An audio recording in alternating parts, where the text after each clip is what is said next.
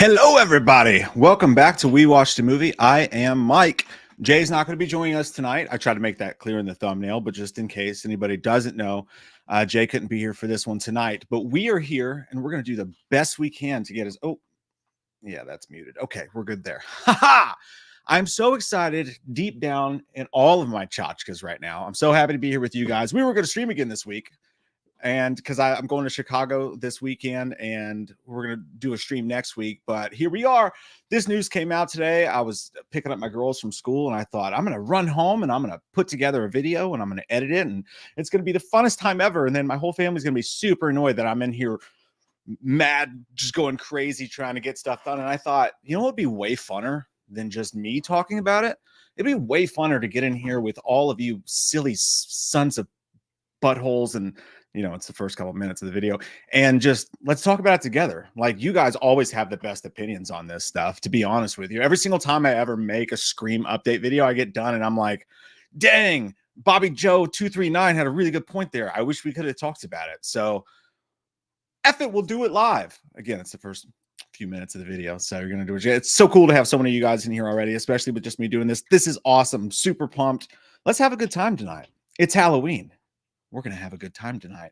And of course, get it up, because there is little bits of hope deep down in the crotchels of the evening that we might get to do. I don't know. We're going to talk about it. We're going to talk about it all. So for those of you who do not know, for those of you who are unawares, which is like no one, because you probably wouldn't be in here if that were the case.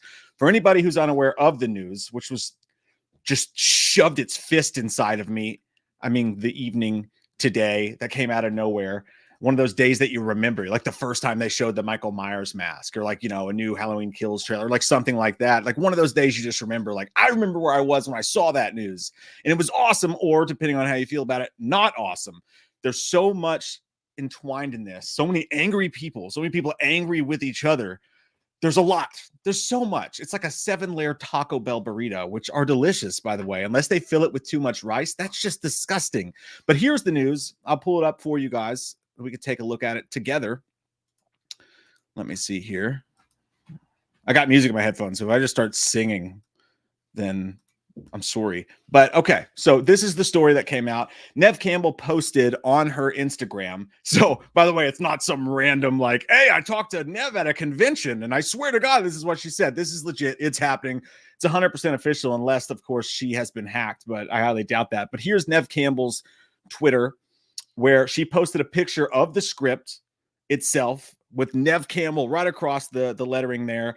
I really wish I could get my hands on that. I would do horrible things to people. I would do horrible, awful things to human beings to just stick my face right in that and go, you motorboating son of a bitch. I knew it.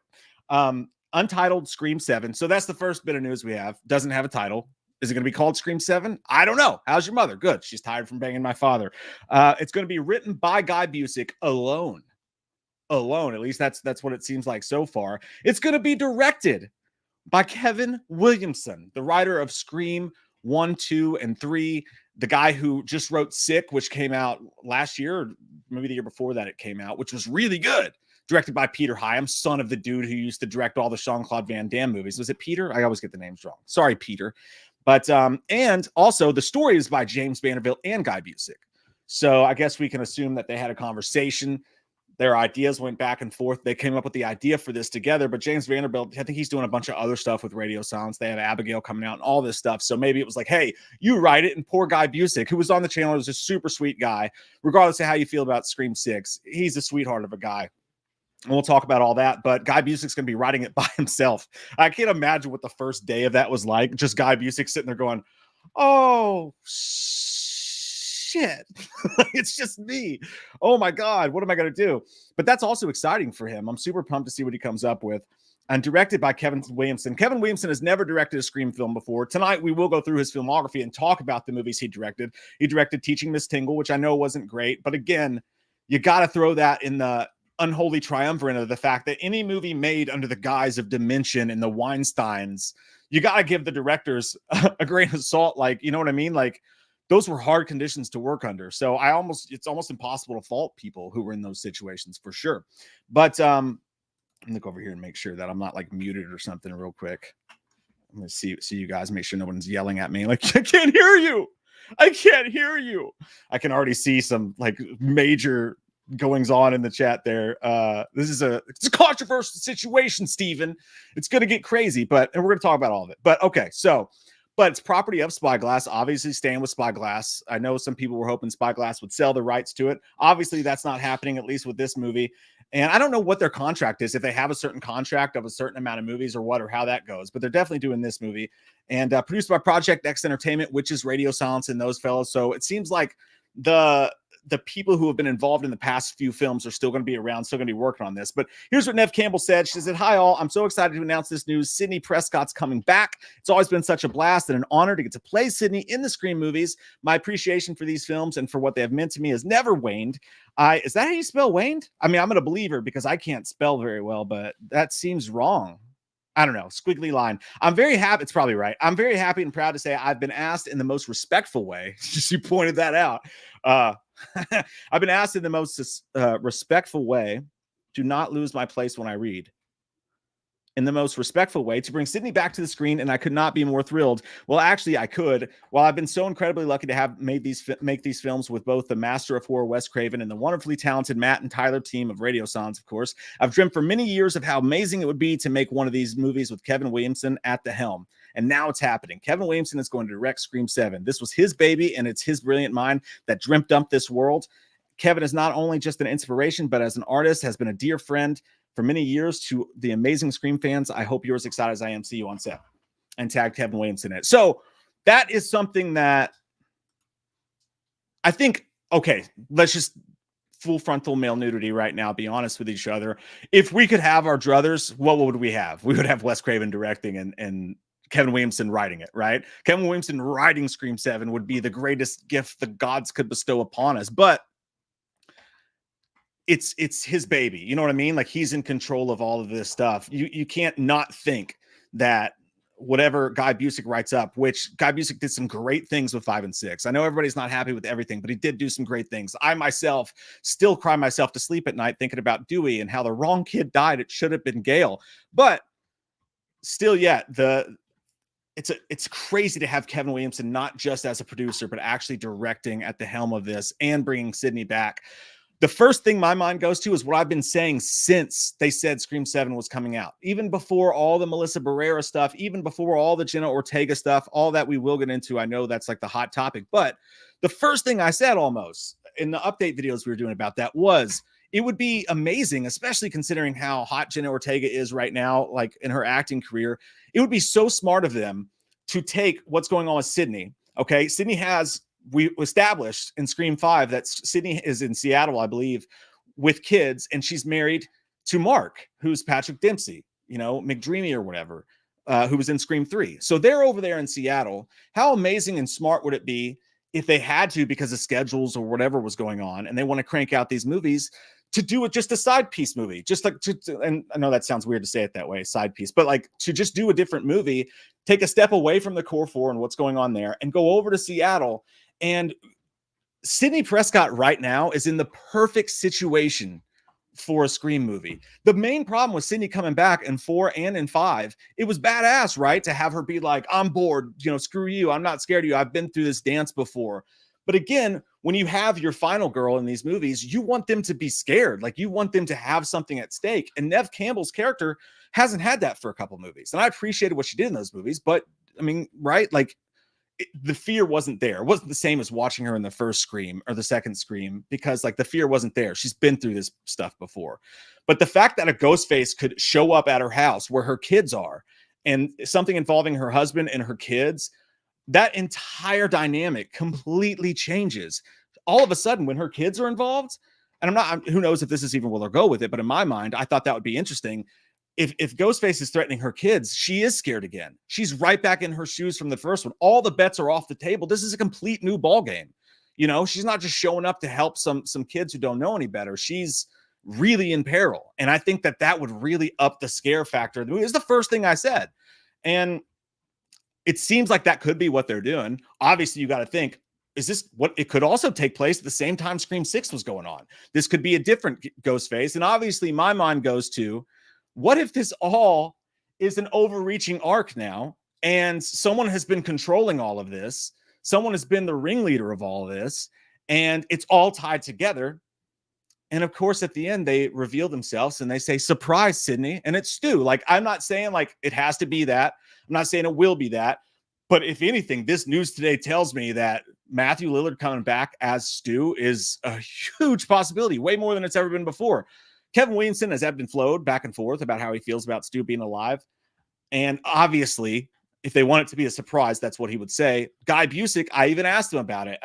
Guy Busick is the half of that writing team that was more interested in Stu coming back. He didn't outright say that, but I think that was the general consensus, is that Guy was the one who was the Stu guy. He was the Stuther, Stu lives, that whole thing. So, and he's the one writing this, and they need some juice right now, and nothing would bring more juice than that. So that's where I'm at with it. And I'm going to get to your all's thoughts in just a second, because I can't wait to hear what you guys think. Obviously, you guys are going to have the best and coolest thoughts and ideas about all this stuff. But we also have to talk about real quick Melissa Barrera in that situation. Obviously, there's one thing you have to remember. I'm seeing a lot of people upset. And the worst thing I think you could do is be upset at Nev and Kevin Williamson right now. I think that's crazy talk. I think to be like, oh, you should have stood by Melissa Barrera is insane. You guys know that like they made Scream 6 after Spyglass and Nev Campbell had problems, right? Nev Campbell got left on the sidelines because she felt like she didn't get an unfair deal. Courtney Cox still came back. Everybody else still came back. They still made Scream 6 with what was going on with Nev Campbell. So to judge Nev Campbell for coming back because of the stuff with Melissa is just insane to me. I don't think Melissa was wrong for doing the movie. I don't think Nev's wrong for doing the movie in her situation. I think that was a specific person's situation. And if you ask anybody, I think Melissa Barrera is very proud of how this situation went down. And if you hear her actually talk, not the rumors of what you hear her say, but if you hear her actually talk the videos, she gets overwhelmed with emotion and the fact that people appreciate that she took a stance. I have no problem with Melissa Barrera. I love Melissa Barrera and I love what she did. I like what she did in 5. I thought that was she was shoved into 5 with Sydney and all these other characters and all these things going on. And it was said before she ever spoke a line of dialogue that she was the new Sydney. She had all these shoes to fill and was in this movie with all of these things going on.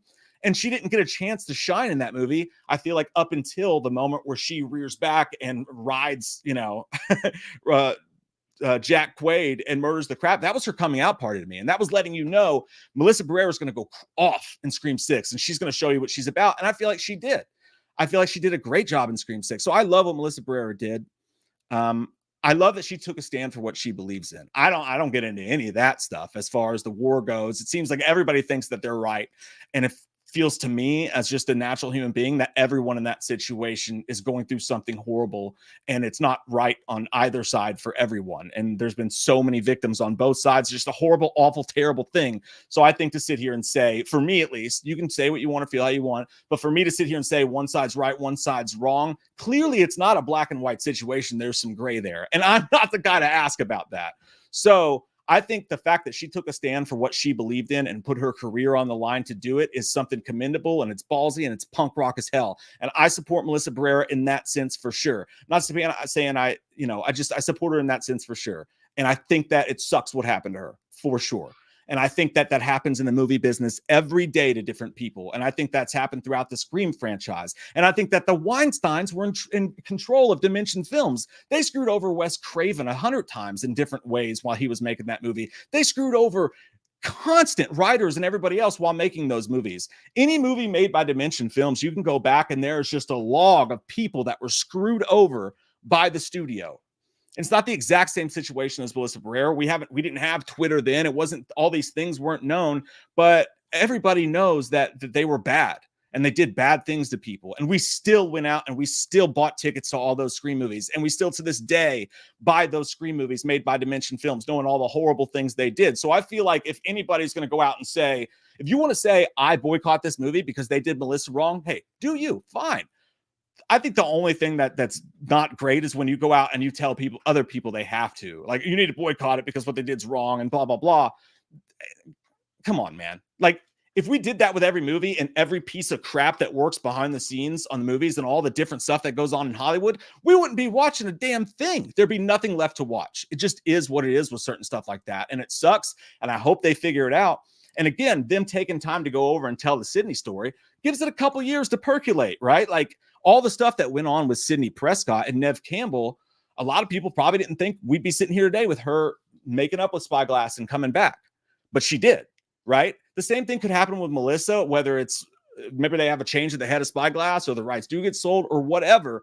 But I just, for me personally, you do what you want to do. For me personally, I don't see the point in boycotting a film that has tons of crew members and people who put their heart and soul into this and their jobs rely on it. People are going to get huge breaks by being in this movie, and it's going to make a lot of people happy. It's like, you know, they don't like Halloween Ends It, I know, but like it's going to change a lot of people's lives. It's work. It's a good thing. The movie's a good thing, you know?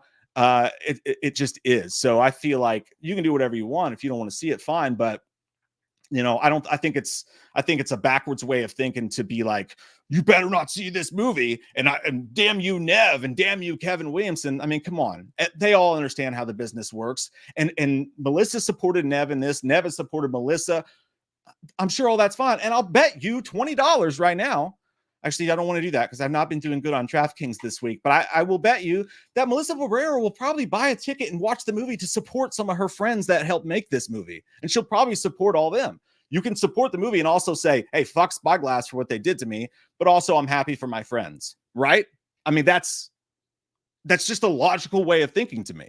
So, and also you got to remember too, when it comes to all this stuff, the internet's a lot louder than real life is.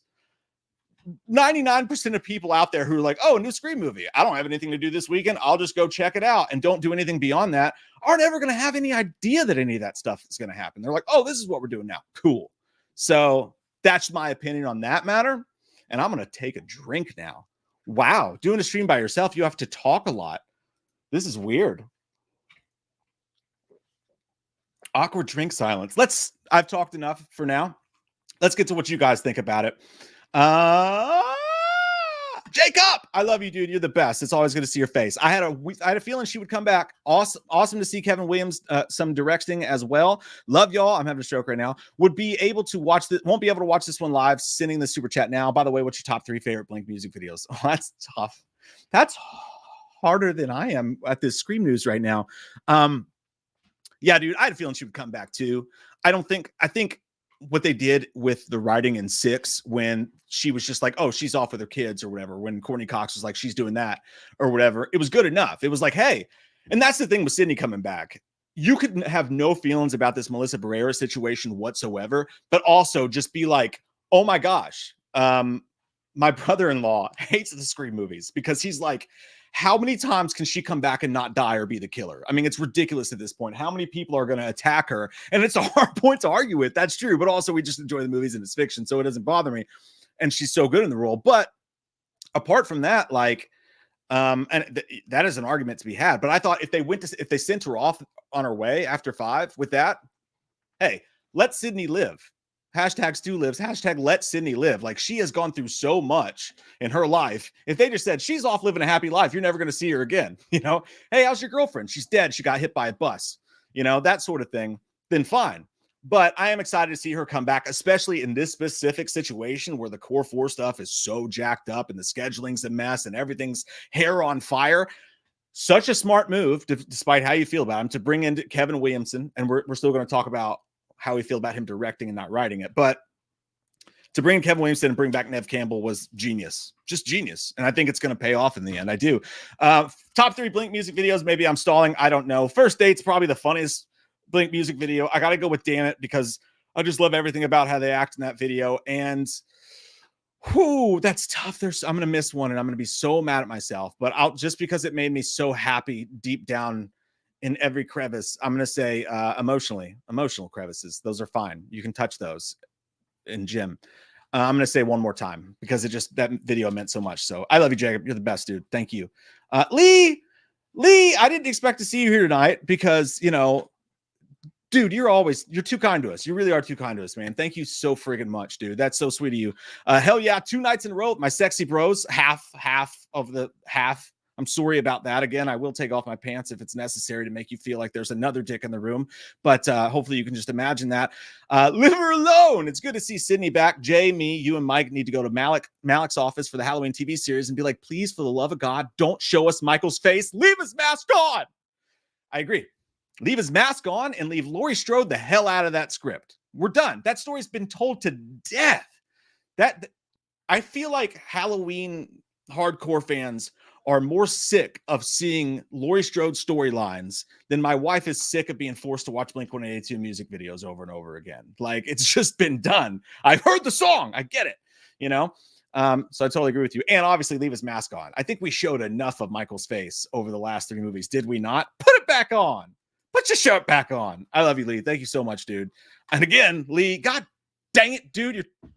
I'm going to kiss your cheek softly. To be honest, Scream 6 was a perfect ending to Sam and Tara's story. With Scream 7, they can focus on Sydney, maybe bring Stu back, get it up, since Kevin Williamson is directing it. And I'm torn on that because, again, Kevin Williamson he said Stu's dead. He's hinted at Stu's alive. Kevin Williamson's the guy who wrote the Scream 3 script where Stu was still alive. Albeit, you can't do that. The one thing you can't do if you bring Stu back, and I'm all for bringing Stu back. I'm literally wearing a bracelet right now that our buddy Colton Candler's wife, Haley, sent me that says Stu lives on it. We have a shirt that says Stu lives on it, but I'm all about Stu coming back. But I think the only way to bring Stu back, the only thing you cannot do is he cannot have been alive and in the public eye this whole time. You can't have Stu in jail leading a cult like that original. Then you could have, because it was right after Scream 2. But now we've had so many movies, it would make zero sense that no one has mentioned, oh, that Stu guy who's in jail right now. It's got to be a fake death. And there's ways to do that.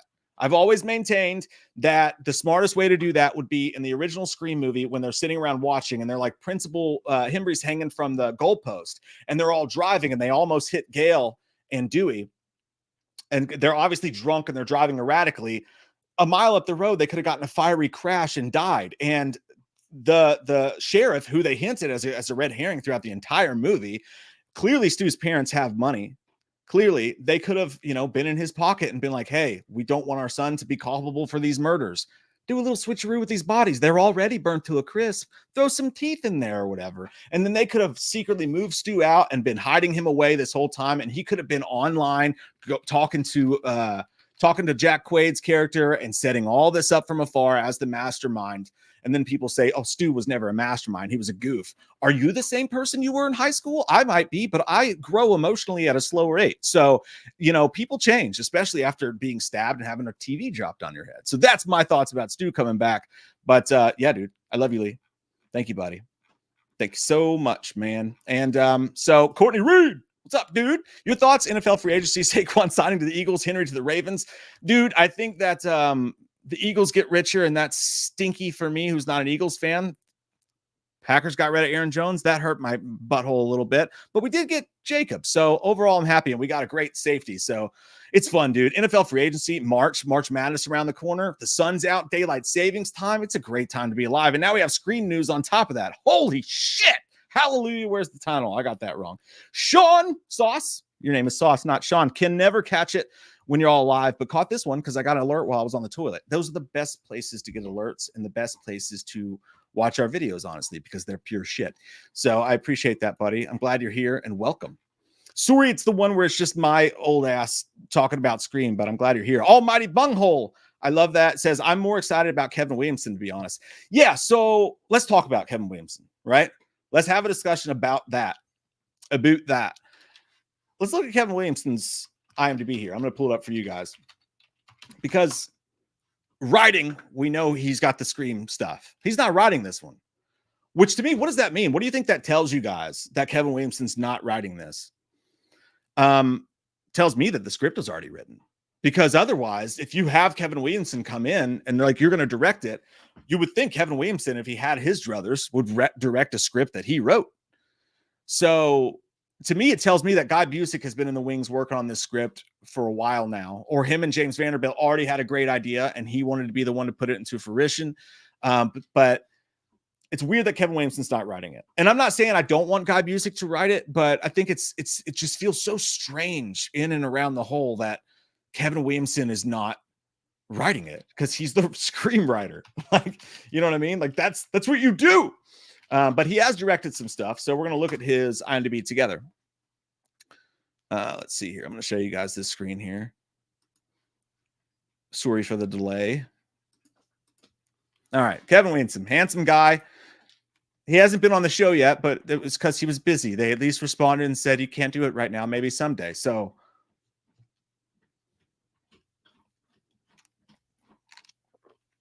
yeah, those are the eyes that get the shit done. He's only directed one thing, and I was off on that. I thought he directed several other projects. He only directed Teaching Mrs. Tingle, which, okay, that gives me the wrong kind of tingle for sure.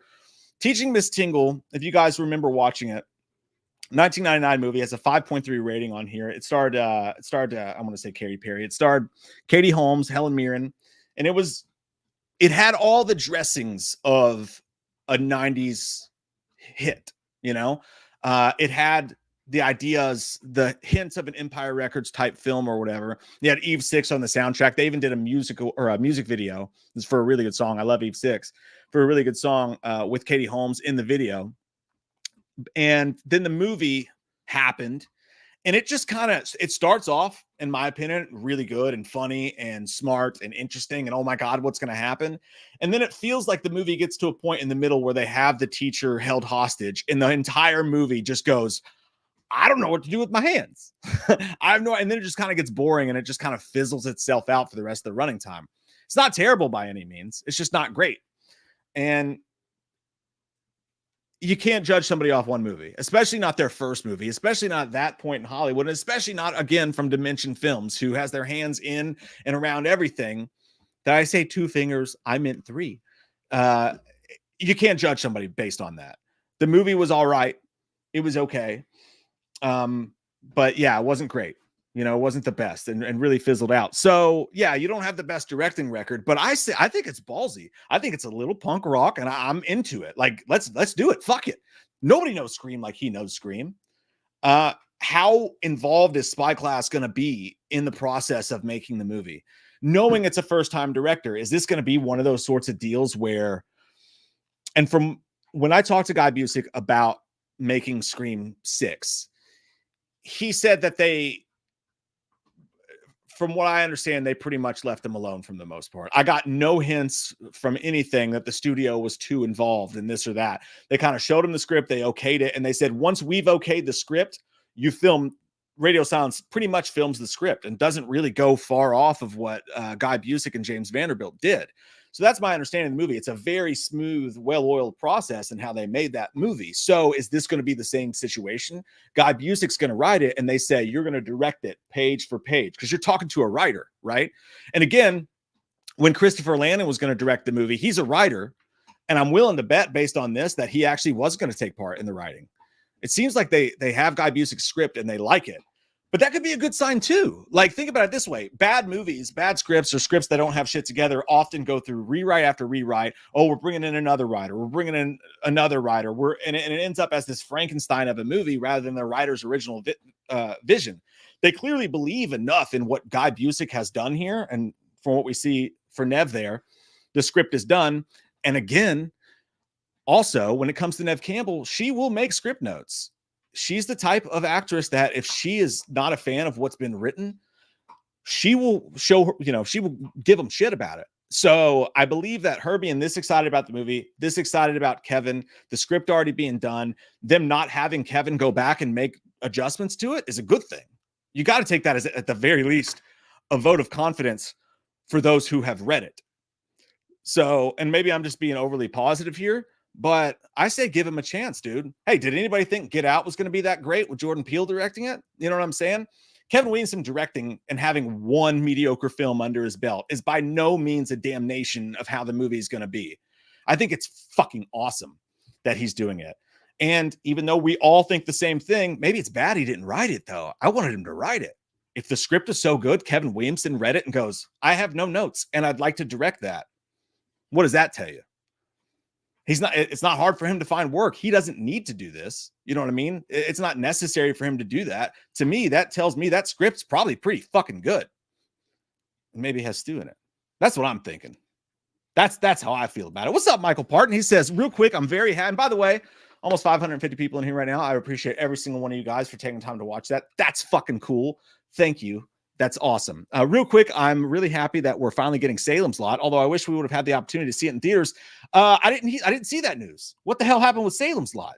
Did they finally get off their asses? I was starting to get afraid that was going to become a tax write-off or whatever. I will say this, Stephen King saying it was awesome means nothing to me now after seeing him say that Night Swim was awesome.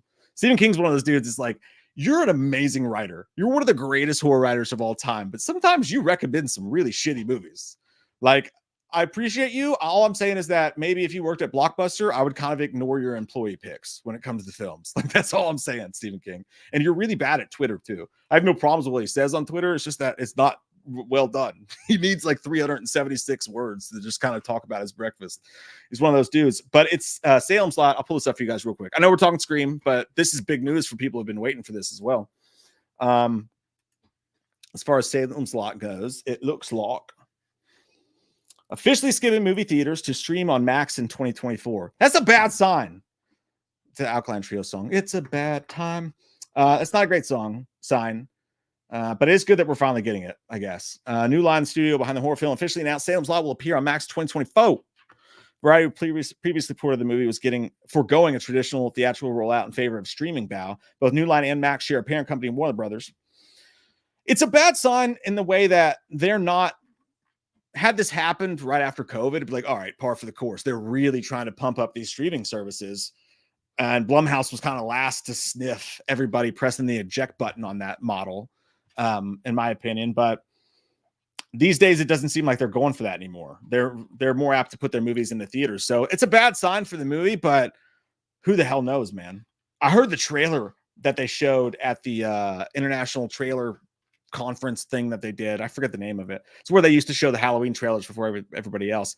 But everybody that saw that trailer said it was banging and it was amazing. Of course, that doesn't mean everything. Doesn't mean anything. We'll see. But I'm happy. Yeah, I'm with you, Mike. My exact same thoughts, dude. Glad we're getting it. And it's always good to get it. Michael also says, super hyped and excited for Nev and Kevin. Get it up, baby. Get it up. I feel the same way. I'm super pumped, dude. This is good news. And honestly, I'm way behind, but I haven't seen anybody complaining about it yet. Well, I'm sure we'll get to that. I know people have qualms. I got no qualms with sticking you. But let's see. I don't know. Feel around and find out. Robin Barker, thank you, buddy. He said, I mentioned in a super chat months ago about how I wish Williamson would direct and take control. Now it's finally happening. You know, it's weird. What does a director do? Like, you know what I mean? Like, with a big project like this, he knew himself well enough that after he did Teaching Mrs. Tingle, he never did another directing movie again. So it tells me that that's a guy who at least is aware of what he's about to overtake. And the only bad thing I think you could say about that is you could argue it's Spyglass trying to save face. I don't give a fuck how good it is. Let's just say he's directing it. And then everybody will get off our back because the fans will, be all psyched about it. I don't think that's the case, though. I think it's weird that they didn't have him back to be the writer. But again, I go back to the same thing. Like, doesn't that tell you, like, the script must be really fucking good? Like, that's what that tells me. Like, that's what I think about it. And he has to know that, to be like, I'm going to do this movie because that script is really good and I'm willing to take a risk and to put myself out there in the craziest of situations, right? Like the wildest of situations Scream has ever been in, with the Melissa stuff, the Jenna Ortega stuff. Everything's a mess. Christopher Landon leaving. And Kevin Williamson read that script and said, I'm going to take a huge risk, put my name on the line, and I'm going to come back to make this movie. Maybe money, but like, we know that they backed up the truck to Nev to get her back. So I'm thinking the script is pretty damn great, man. Maybe that's because I'm a fan of Guy Busick. I don't know, but that's where my head's at right now. Robin Barker, Thanksgiving / Scream crossover. I was going to poo-poo it immediately, but now that I think about it, I'm like, shit, you could make that work if you really wanted to. They won't, but who the hell knows? Thanksgiving's got a lot of Screamisms. Like, I was shocked. I thought that was going to be way more 70s. And it turned out to be a total Screamish type of film in Thanksgiving. And I love that movie. I thought it was great. So, KD, Side Bottom, I love you. It's always good to see you. Get it up, baby. Stu may live. I'm going to get a workout just from doing the fucking Get It Ups tonight. It's always good to see you. I love you, Katie. You're the best. Again, I have music in my headphones. Sebastian, I like your icon. If Stu isn't going to be the killer, who else could they do? The local gas station meth head? It started with Stu. It ended with Stu, so it fits to me. All right, so here's the other question. If the original trilogy, and you can't believe anything that you hear about Scream that doesn't come from official sources. You just can't. If you could tell me which one of the leakers for Scream broke this shit. Seems to me like every actual piece of news that has come out for Scream 7 along the way was a surprise to every fucking leaker covering it. So to me, it tells me you can't believe anything that you heard from these people up to this point. I'm not saying they're all that way, but you know, for the most part, Scream is like one of the biggest full of shit news breaking franchises there are out there. So, but originally the idea, you know, was allegedly that they were going to do a trilogy. And then we heard that or Skeet Ulrich himself came out and said that, no, it was supposed to be a trilogy and they were going to go with Sam truly struggling with her past. So like sort of hinting that Sam was going to be the killer or something like that. I don't know where they're going to go with that. Obviously, we're not going that route. We're totally going away from that. So if that was going to be a trilogy, it's not now. But also, as you said previously, Scream 6 ended in a way that like they hinted there could be more, but they were also smart enough to kind of close the door. If they never needed to open it again, she drops that mask, that fucking I'm still alive comes on, shot in New York City. That could be the end of that story. So like they had to they were at least smart enough to be like, anything could happen. Maybe we don't do the third movie. Maybe this was already in the back of their heads the entire time. You know, I don't know. But what I'm saying in regards to what you're saying, Sebastian, and thank you, is that who's the killer going to be? Who's the killer going to be? Like, so I'm imagining an opening scene where Sydney's at her house. She's happy. She's with her kids. And she, you know, like you got to be careful with this because you cannot Laurie Strode this up. You can't have a Sydney that has 12 locks on her door. You know what I'm saying? And like has 7 shotguns. You could go with the route of her being like, I'm never going to be a victim to this again. I'm living my life and I've gone through therapy and I'm fucking over it. And I'm going to live my life and not live in fear. And then this happens. That feels a little too easy, I guess. So like what's Sydney's headspace of this? Dewey's dead. She's gone back. Unless it, you know, well, you know, obviously it would anyways. Dewey's dead. She's gone back. I thought about this earlier. Could they do a prequel? Like, could they do a prequel to Scream 5? And could they fashion the story in a way that it could have been a situation so esoteric to Sidney Prescott that it didn't need be brought up by anybody else in Scream 5 or Scream 6? And that way you could tell a prequel story that just involved her that maybe she doesn't want anybody to know about. That's a stretch. I get it. That's Stretchy Pants McGee. That's Nacho Libre Stretchy Pants. But it's a thought. And if you did do that, I'm just saying you could bring Dewey back because he would be alive. I'm just saying. Wrong kid died. But it's a thought. It's a thought. Probably impossible to sneak in there, but who knows? As far as it being Stu, I just don't know that you pull out Stu in like I do realize that this cultivates a possibility of Stu. Like, what if Stu shows up and he's the killer in this movie and he has nothing to do with what happened in Scream 5 and 6? And this is just a total on its own thing and Stu comes back and he's the killer. Like, that is a possibility for sure. But it feels like if you bring Stu back, he should have been finger puppeting this whole fucking thing. Like, you know, Jim Carrey in Fun with Dick and Jane, like, I'm a corporate puppet. Like, it feels like he should have been the mastermind, master of puppets in this whole thing. It feels like it would be a waste not to really tie that story together and have the cult of Stu, but have it be that he's not in jail, like the TV show The Following, which they took from the idea of Scream 3, which had Stu in it. Those are all ideas that are possible. I'll ask. They're all pretty much going to be at Scarefest, and we're going to be at Scarefest in October. So maybe I get the chance to ask. Who knows? Anything could happen. Like they would tell me. They won't. Michael Parton said, my baby Stu Macher is back. I fucking hope so, dude. I would love it. And let me ask you guys this question. If they bring Stu back, Should they bring Stu back in a way that they announce it? Right? Because I'm torn on this. If I had my druthers, every little piece of the child inside of me that I'm going to rephrase that. Every little piece of me and the kid in here wants to be in the theater and have that surprise Sydney, and me stand up in the theater and get kicked out because I start flicking people off and tell them I fucking told you so. But let's be honest, man. This movie's going to screen at festivals. If it's a surprise that they leave for the movie, we're all going to get fucking spoiled on it. Even if someone doesn't go on Twitter and say, you know, or one of these channels doesn't put them in the fucking thumbnail. Even if someone doesn't go on Twitter and just completely spoil it for everyone, or a leaker doesn't take a picture of him on set, there's no way in fuck titties that it doesn't get spoiled for us. There's just no way, because even the reviews will spoil it. The reviews will be like, there's a huge shock. Get it up, baby.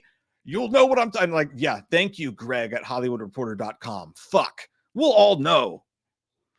So I don't know if they can surprise you with it. Like, I really don't know, unless they go DEFCON Tom Cruise fucking levels of secrecy. I think they'd have to announce it first. So yeah, I don't know. I don't know, man. As much as I love it, I don't know if we'll ever get it, but I hope so. To all the way to my cockles. Thanks, Grace. Really appreciate that. Chase Libons. I think a break from the core four will only be a good thing. We can give the core four purpose for their comeback. Maybe we get an unstoppable Ghostface who will survive and carry over into the next movie. That's another idea. So one of the main things I would have liked to have seen from Scream 6 in the lead up to it was an unstoppable Ghostface. I'm something different. There's something on the wing, something. But like, to see Ghostface actually survive. You want to talk about a surprising ending that's going to subvert audiences and do the Wes Craven thing by doing something different and not following the path? Have the Ghostface get the fuck away with it. Do you know how pissed people would have been if we're at the end of Scream 6? What if they went the complete flippity fucking dickety on that and he murdered everyone at the end of Scream 6? We would have been pissed, but we'd have been like, who's going to stop this motherfucker? There can be only one. Sidney Prescott. And it would have led up to the greatest fucking Macho Man, you know, versus Hulk Hogan shit you've ever seen in your life coming up to the next movie. I'm not saying I would have wanted that. I'm just saying it would have been ballsy. It would have been wild. So I would love to see a Ghostface survive an encounter. I don't think they should kill Sidney, though. Like, and hear me out on this. Killing Sidney at this point in the movie, the only way you... Oh, shit, that actually works. Fuck me with a fork. That actually works. The only way you could actually kill Sidney in this movie, I would normally say Sidney should never, ever die, because when you kill Sidney Prescott off or you make her the killer, then you're basically shitting on every movie that came before. She went through all of this hell, and for what? To die at Ghostface's hands anyway? Like, where's that's terrible. That's awful. I think that would just make the other movies feel icky. You know what I'm saying? Like, I don't need a happy ending, but that would make all the hope at the end of Scream 3. And it's like, we're watching a movie. You know, like all that. It would just make it feel icky and feel wrong. I don't like what it would do to the franchise. Much like I don't like that we killed Dewey off just because we felt like we needed to make that one movie better. Like, we could be looking at Dewey for how many fucking movies? Kill Gale. Jesus. Wrong kid died once again. But my point is this. My point is, the only way you could kill off Sidney Prescott, and maybe that's why Kevin Williamson said, if anyone's going to kill you, if anyone's going to kill you, bitch, it's me. And I'm starting with you. But the only way anybody can kill off Sidney Prescott is if she dies, stopping Ghostface once and for all, ending the entire Ghostface spree in her mind and saving her kids. She could die happy that way and be like, you still didn't get me, bitch. And she takes Ghostface out with her. You can't just have an everyday old, hey, my cousin, you killed my cousin and he slept with Maureen. Ghostface killer. To do that, you have to have the fucking Ghostface killer. And the fucking Ghostface killer would be Stu.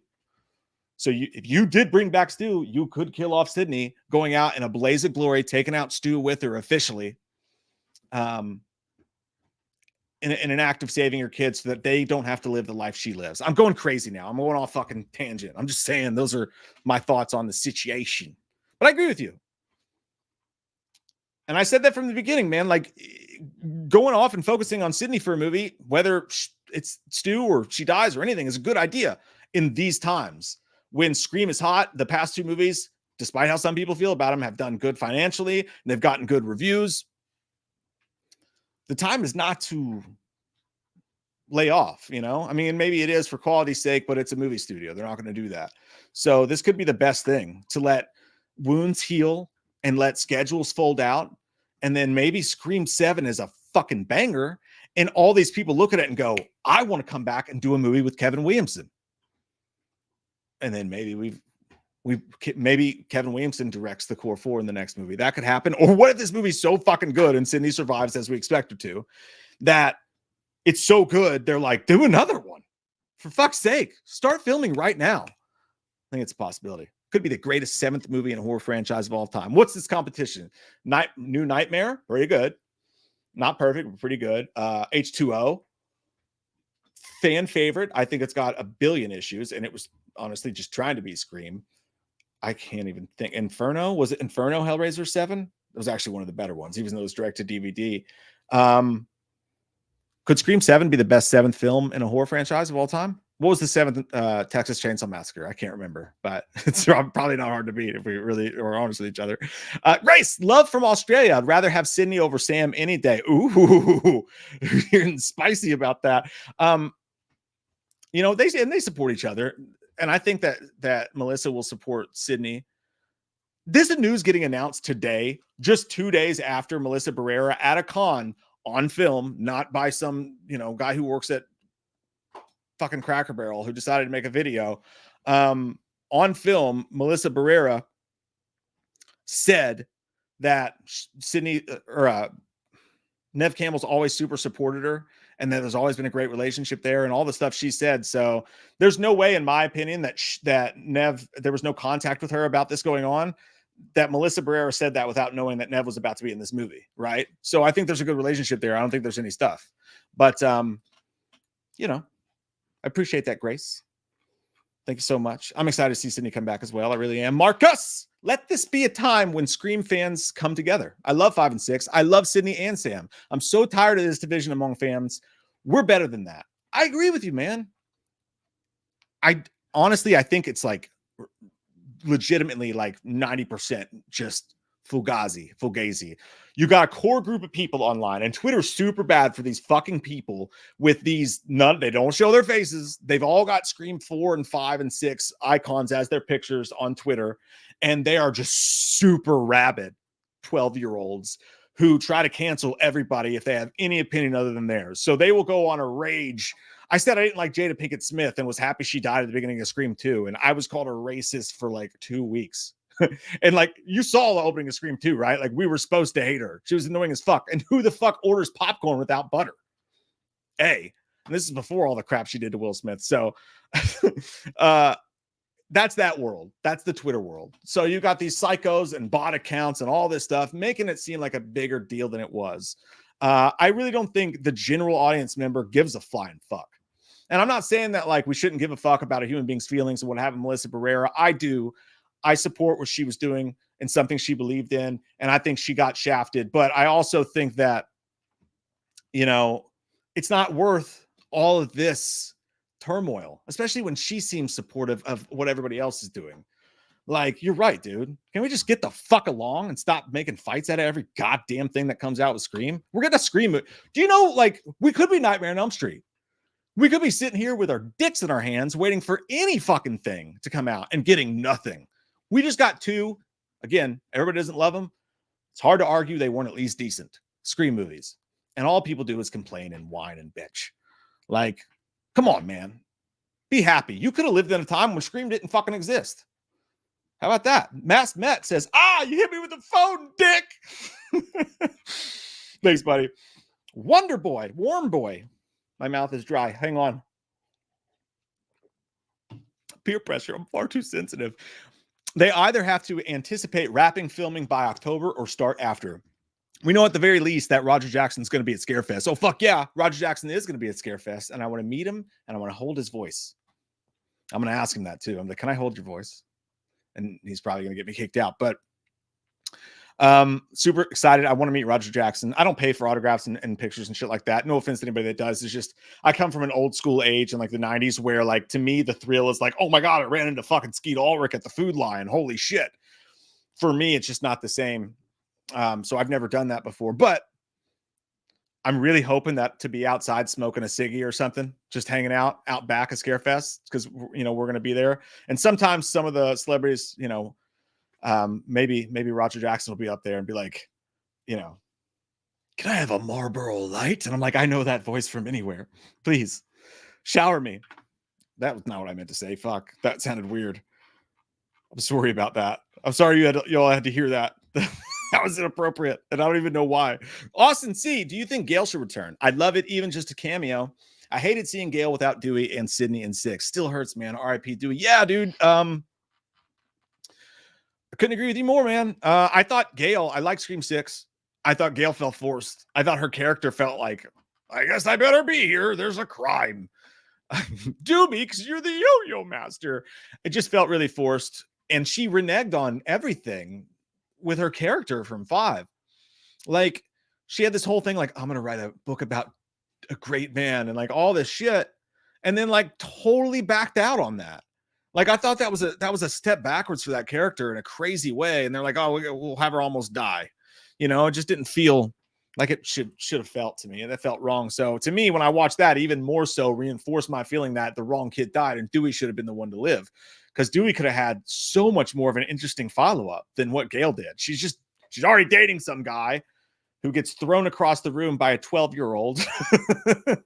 That is, if I have one hope for Scream 7, I hope that they stop the nonsense with killers that cannot possibly do what they've allegedly done, starting with 4, and Charlie and Marsha girl. Like, there's no way you picked up that dude and threw him across the room or through a window or whatever. Like, I really hope we do better about that. Anyway, that's one thing. As much as everybody had a problem with Dermot Mulroney thinking he was over the top, I love Scream killers who are over the top when they reveal the mask and reveal themselves. And also, he was a detective, a cop who probably had tactical training, so I thought it was cool that he was doing some of those kills, but we know where he was and who was there when Gale's boyfriend got killed, so we know that was his daughter, which is that's completely, she's not a ninja. She didn't train with fucking Ra's al Ghul somewhere. You know what I mean? Like, suffering and injustice from Batman Begins. But anyways, yeah, so I agree with you, man.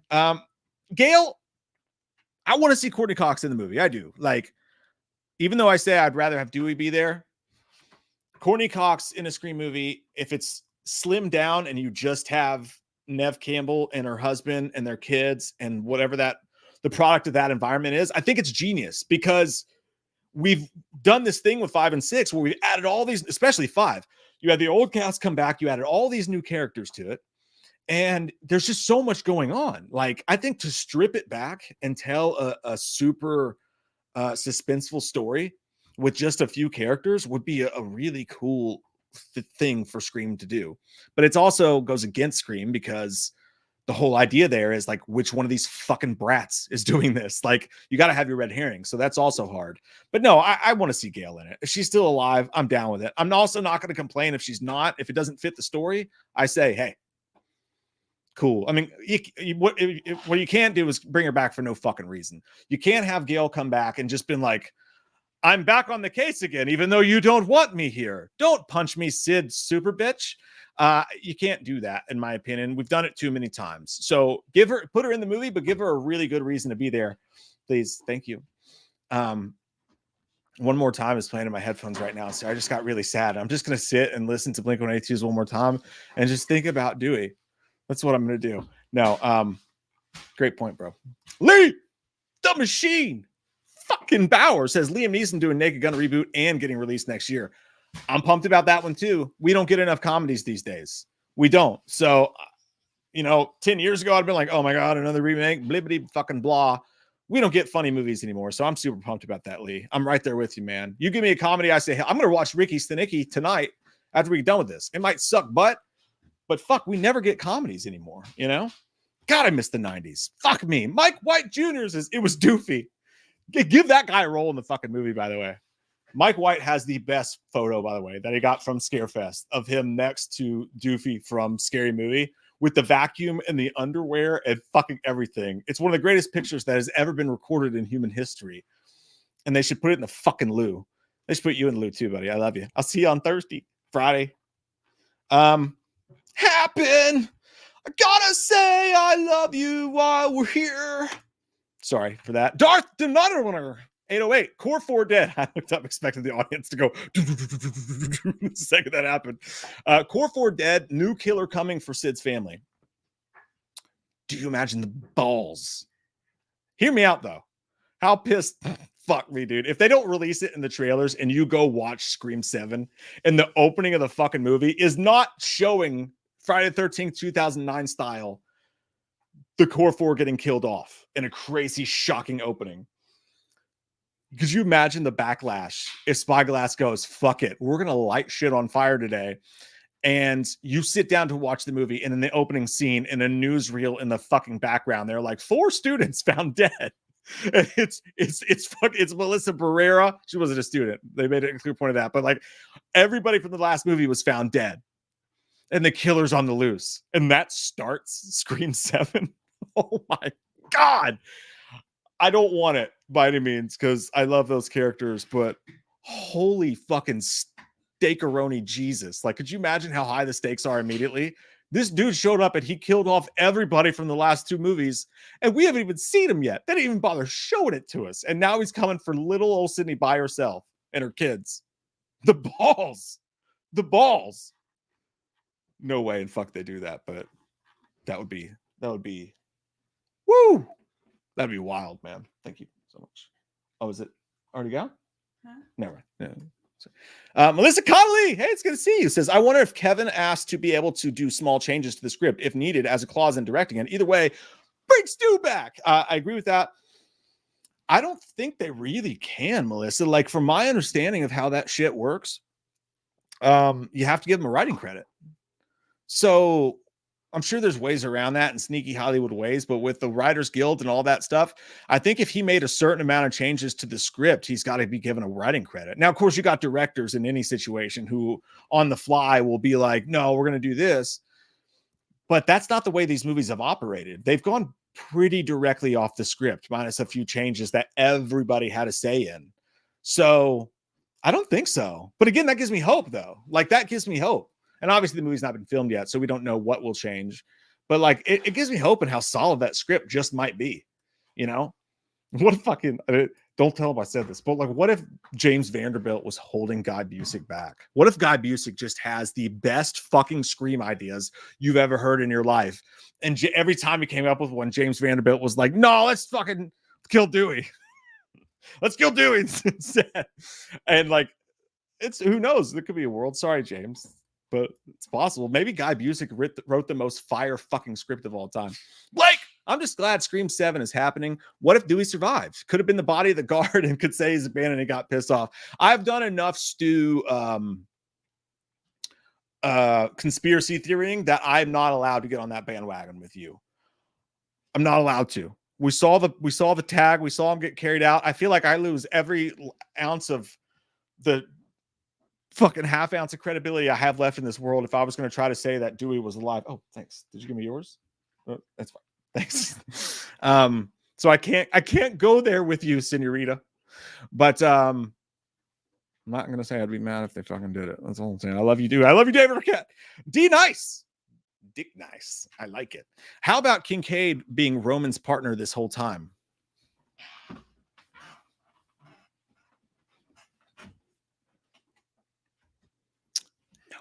No, that's actually fascinating. Like, that's fascinating, dude. Like, I literally decided that I hate you so fucking much.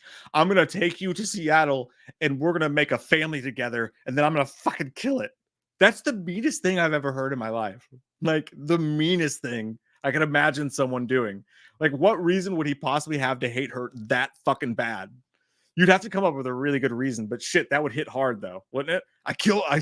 I'm going to kill our own kid, Sydney. And I've literally planned this from the beginning.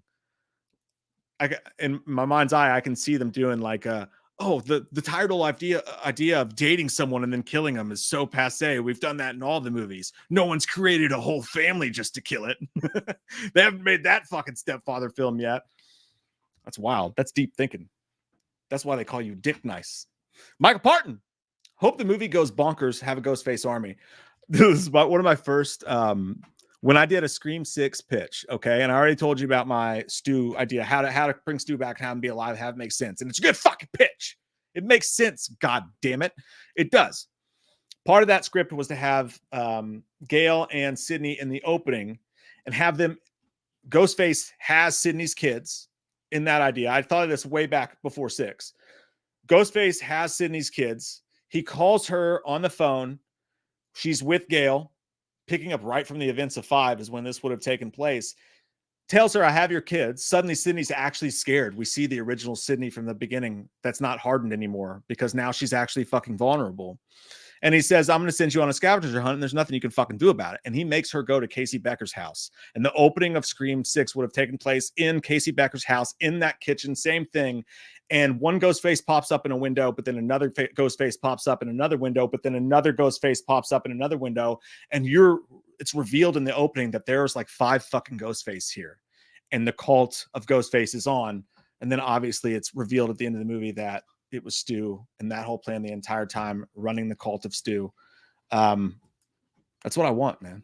That's what I fucking want. I think it rips. Kiss my butt if you don't agree. Gary, at this point, I just want to see a Ghostface thinking he's smart. And then Michael just burst in like the Kool-Aid man, stabbed the fuck out of him, bang in titties. Oh, titles. I mean, that's the kind of script you got to end with titties, but I'm in, dude. I'm fucking in. Why not? It's so crazy. It just might work. Chris Snyder. What's up, dude? It's good to see you, man. He said, I'm more excited about Kevin Williamson directing. That has me excited. Sydney, I'm fine with or without her, even being my favorite final girl. And that's fair, dude. Like, you can say that you've seen enough of Sydney without it being a knock towards the character or towards Neve Campbell. Like, I'm done with Laurie Strode way more than I am Sydney, though.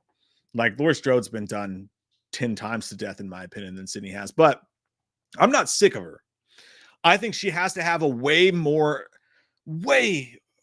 higher stakes for her to return than just, hey, it's Sidney Prescott. Remember her? She's scarier than the killer.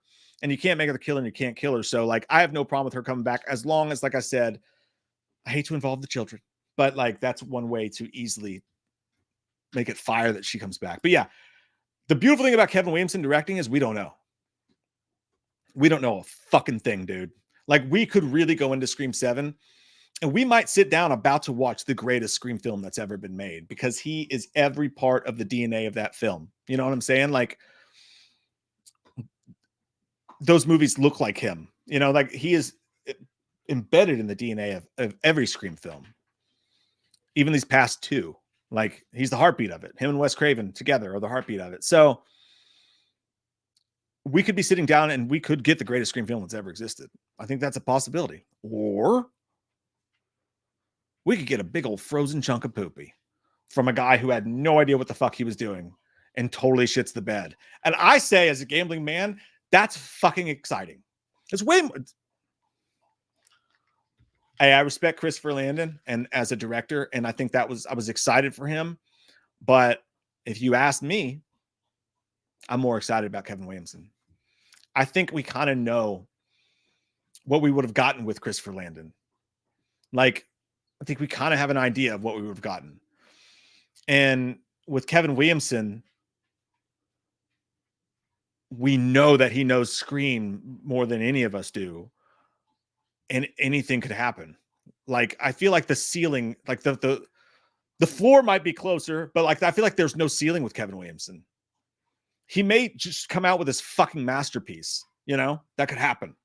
It could fucking happen. Gaza! Wild opening to Scream 7. I like your face. The core 4 and Gale all die as the killer calls Sid. That's what you know, obviously I was saying that after you pointed that, but like, yeah. Obviously they can't kill off the core 4 and show it because they're not bringing them back. You could surprisingly bring back Chad and kill him off in the opening scene. You could do Mindy. I don't think that I can't think of her name at the top of my head.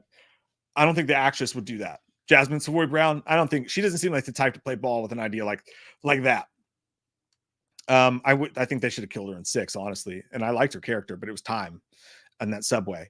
That scene was so good, and then you just kind of made it be pointless in the end, I feel like. But you could bring back them and kill them. You can't kill them all 4 on screen. But how mean would it be? What a fucking dick move, though. Just a kick in the nut sack. if they killed off the core 4 off screen to start Scream 7. Woo!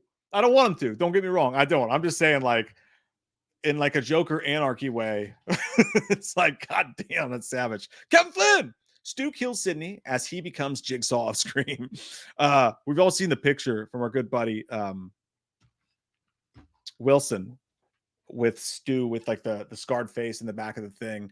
Again, the only way I think you can have Stu kill Sidney is if Sidney takes out Stu at the same time and ends this fucked up situation once and for all and protects her kids that way and her husband maybe. That's the only way you can take out Sidney and have her plight mean something to me. You can't just have her die. That'd be fucked up. Sometimes this franchise can get mean, but I think that's too much. Daniel Torres, hyped. Please give us a good Billy. Sidney.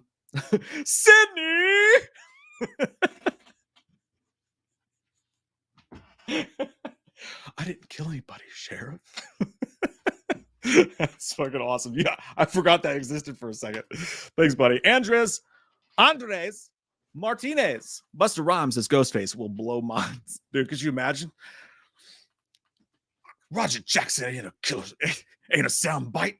He's a killer shark. Fuck me in the ass with a spoon. Those 2 utensils I put inside of me tonight. Gary! Hello, Sidney. Might have been the best one I've ever done, and it still wasn't that good. And that's why, can we all just take a moment? Just be like, we're getting Roger Jackson back. Like, can we just be thankful? I think sometimes we take it for granted. You saw the Scream TV series, right? You heard that guy's voice? I'm going to come over there and I'm going to do stuff to you. I swear to God. Fucking awful. That voice was an atrocity. And they could have done it. It was a voice. Like, nobody could get the fucking voice right. I'm going to come over there and stab you in the neck. I swear. Emma, fucking dick. Like, we should just thank the Lord above that we have Roger Jackson and we can count on him to come back and do these movies. Just a moment of thankfulness, please. Austin, 2 movies. It's a call to Stu, and they win. Sid dies protecting her family, and all the cult gets away. She then comes back Crow style, and ooh, buddy. I want to see that Crow movie way more than I want to see whatever the crack pipe smoking shit they got Bill Skarsgård and his haircut doing over there. Like, honest to God, his hair looks like that High School High when John Lovitz has the fucking hair going, like the cars running through it. I would rather watch that fucking Crow movie than I would watch what they're doing with the actual Crow. Oh, buddy. Chris Snyder, I'm with you, Mike. I would rather just have the interaction than an autograph. I worked with Nev on Scream 4, kind of. I was an extra. Hey, that's okay, man. You breathe the air. I'll never forget that. Also met David in full costume. That's dope, man. That's awesome. And I'm the same way. Like, I feel weird asking people to take pictures because it's like, here's proof that you were fucking here. Thanks. I'm going to show my friends that later. You know, like, now I'm not saying that's what people do at conventions. I'm just saying, like, I always feel I want the picture just as much as anybody else does, but I feel weird asking for it. Autograph, I feel better about because you're always like, hey, write my name on it. I swear to God, I'm not going to sell it on fucking eBay. Some of these people got some nerve charging what they're charging for fucking autographs, though. I'll tell you that shit right now. Come see us at Scarefest. We don't charge because who would pay? Garrett, hey, you son of a bitch, you sexy piece of shit. I'm going to come over there. I'm going to kiss your mouth. That's what I'm going to do. Besides, it takes a man to do something like that. Dog, I was literally texting you, did you see the Scream news? And then I saw you were already live. Yeah, dude. I was 3 fingers and 6 drinks deep into this bitch. 2 drinks. Calm down. Don't call my fucking AA sponsor. I love you, Garrett. I can't wait to see your little smiling face again. Garrett's got a tight butt, and he sings good country music and all good music, really. And he's a wonderful lover. And one time he laid on the ground, and I poured a beer in his mouth from up here, and it got all over his face, and he was covered in beer laying on the floor, and we're all laughing, and he didn't even complain. He's just a good fucking dude who just likes to have fun, and I love you. Alex Fawcett, Gale should be the opening kill. Yep. I'm fucking with you. Wrong kid died. Let's make it fucking right. And then the ghost of Dewey floats over and just fucking nut taps her one time. Like, that's for moving on to some fucking dude 10 seconds after I was dead. God, I will never forgive them for that. And I love what they did with those movies, but that shit, Christ on a popsicle stand. Nick Mathis, I'm wondering if Gale in Scream 7, if she's in it, will be her in the hospital the whole time in some sort of context like Laurie and Alan Kills. Good God, could you imagine? I have to stop him. Starts like stapling her titty. No. No, we can't go there, Mac. I hope not. She was in the hospital though, but as we know, injuries in Scream 6 are in a land of majesty where 10 seconds later they put a blanket around them and then they're just walking around fucking dancing jigs and shit. Like, you know, we got stabbed in the stomach 8 times. It's fine. I'm ready to play fucking starting point guard for the Lakers tonight. Let's go. So if they actually have Gail sick in the hospital, be like, damn, why didn't you get the cure the rest of them got? Gail, is it because you're actually kind of a piece of shit who doesn't do what she says she's going to do and write wonderful books about her awesome fucking ex-husband who shouldn't have died and you should have died instead? I'm sorry. I do love Gail. I swear to God. I love all the characters, but I'm just a little butthurt right now. I'm not over it. Arrowhead Studios. Gail is the opening kill. It seems like we want this. I'm starting to get a fucking vibe that we want this shit to happen. Gail's opening kill in the hospital. Killer goes to Seattle for Sid, revealed to be Stu, or reveal him at the beginning after he kills Gail. Again, it goes back to the same thing. It can't be a surprise. I just feel like we live in a world. And don't get me wrong, if it were up to me, I would do it. I'd say, let's roll the fucking dice, fellas. We're not going to show this movie at a festival. We're not going to have critic screenings. We're going to show this. And I would put a fucking line of dialogue at the opening of Scream. Like, you want to get meta? Let's put a fucking line, or at the end of the movie, that just pulls up and it's literally Ghostface as Roger Jackson talking. And the surprise in the movie is Stu. It's not announced. They reveal Stu. And then Roger Jackson comes up and gives an entire Steven Seagal at the end of On Deadly Ground speech to everybody for 20 minutes, talking about what a piece of shit you are if you spoil this for fucking anybody, in the Roger Jackson Ghostface voice, and how he will come to your house and gut you like a fish if you do. That is hi, hello, hi, small child alert. She heard the gut you like a, that means hug. Gotta hug things to your stomach, to your gut. You gotta hug them tight. You gotta hug them tight because you love them. Yeah, that's what that means. Is he okay? I'm fine. I'm gonna be okay. We're gonna make it. No, you're not. I love you. I was acting. I was reading someone else's lines. I did not write them. Give me a hug. Sorry, guys. I love you. Did you hear any curse words? No! You butthole! I'm bald! How dare you do that to me? She ran too. Wow. That was wild. That was mean. The dogs have switched bones, by the way. Who was that bald guy who lets his kids around when he's streaming about dirty words? Hi, I'm Mike. And I'm here to talk about Scream, and I'm a fan of the Green Bay Packers. Sorry about that. Who am I saying sorry to? You enjoyed that more than anything. So yeah, what I was saying was anything can happen. If that can happen, Stu can come back. But, you know, I think that if it's Stu, they're going to have to announce it first, which is a bummer. So it won't be a surprise. So they got to use him in the marketing and just really do it up, you know? I hope I'm wrong. I hope I can still be surprised as a grown man who's balding. Frankenstein Studio. If Stu returns and he's not behind everything, it doesn't work.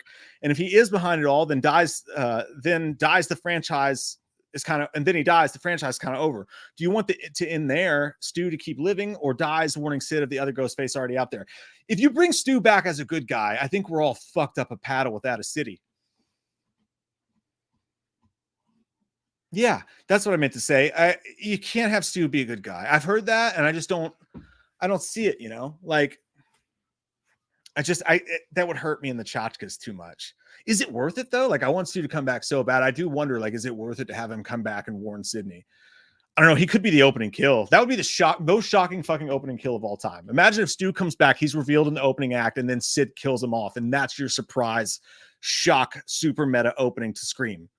That would be ballsy too. Anything could happen. It's really fun. It's exciting. That's why when people are like, Scream's done, do we need another one? No. Do you realize the myriad of things that could happen here? Anything could happen. Everyone's a suspect. It could happen. I'm excited about it. That's a great point, though, Stu. Does the franchise die if Stu comes back and is killed? No, because, oh, dude, you just brought up a perfect point. You brought up the perfect point, man.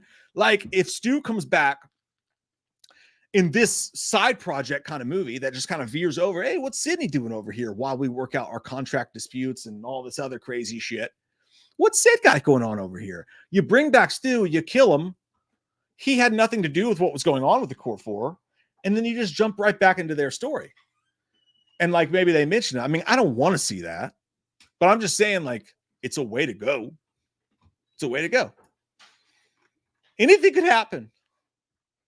Everyone's a suspect. Lee the Machine Bowers, Amber killing Dewey in Scream 5 still boggles me. I don't believe it was her, dude. And that's another thing. Like, I think it's so fucking easy, Dad, to Ghostface looked tall as shit to me in that hospital scene.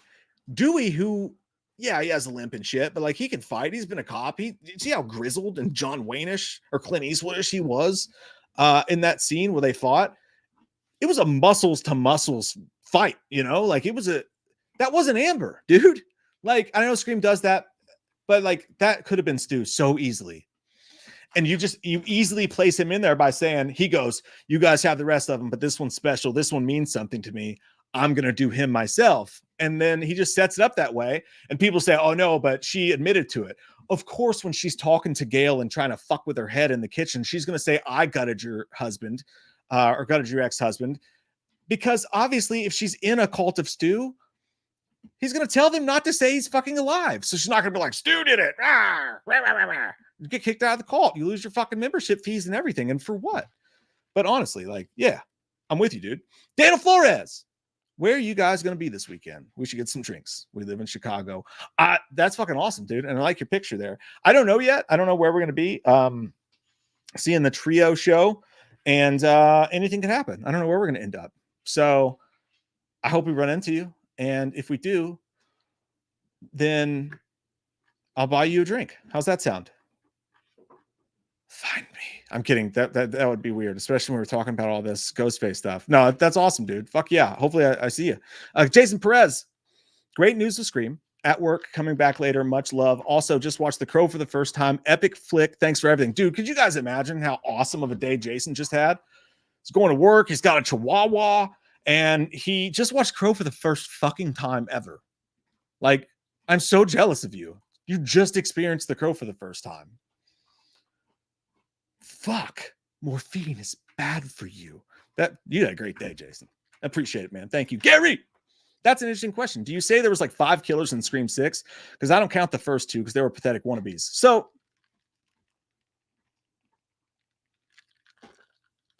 I think semantically, you have to say there was 5 killers in Scream 6 because there was 5 killers in Scream 6. 4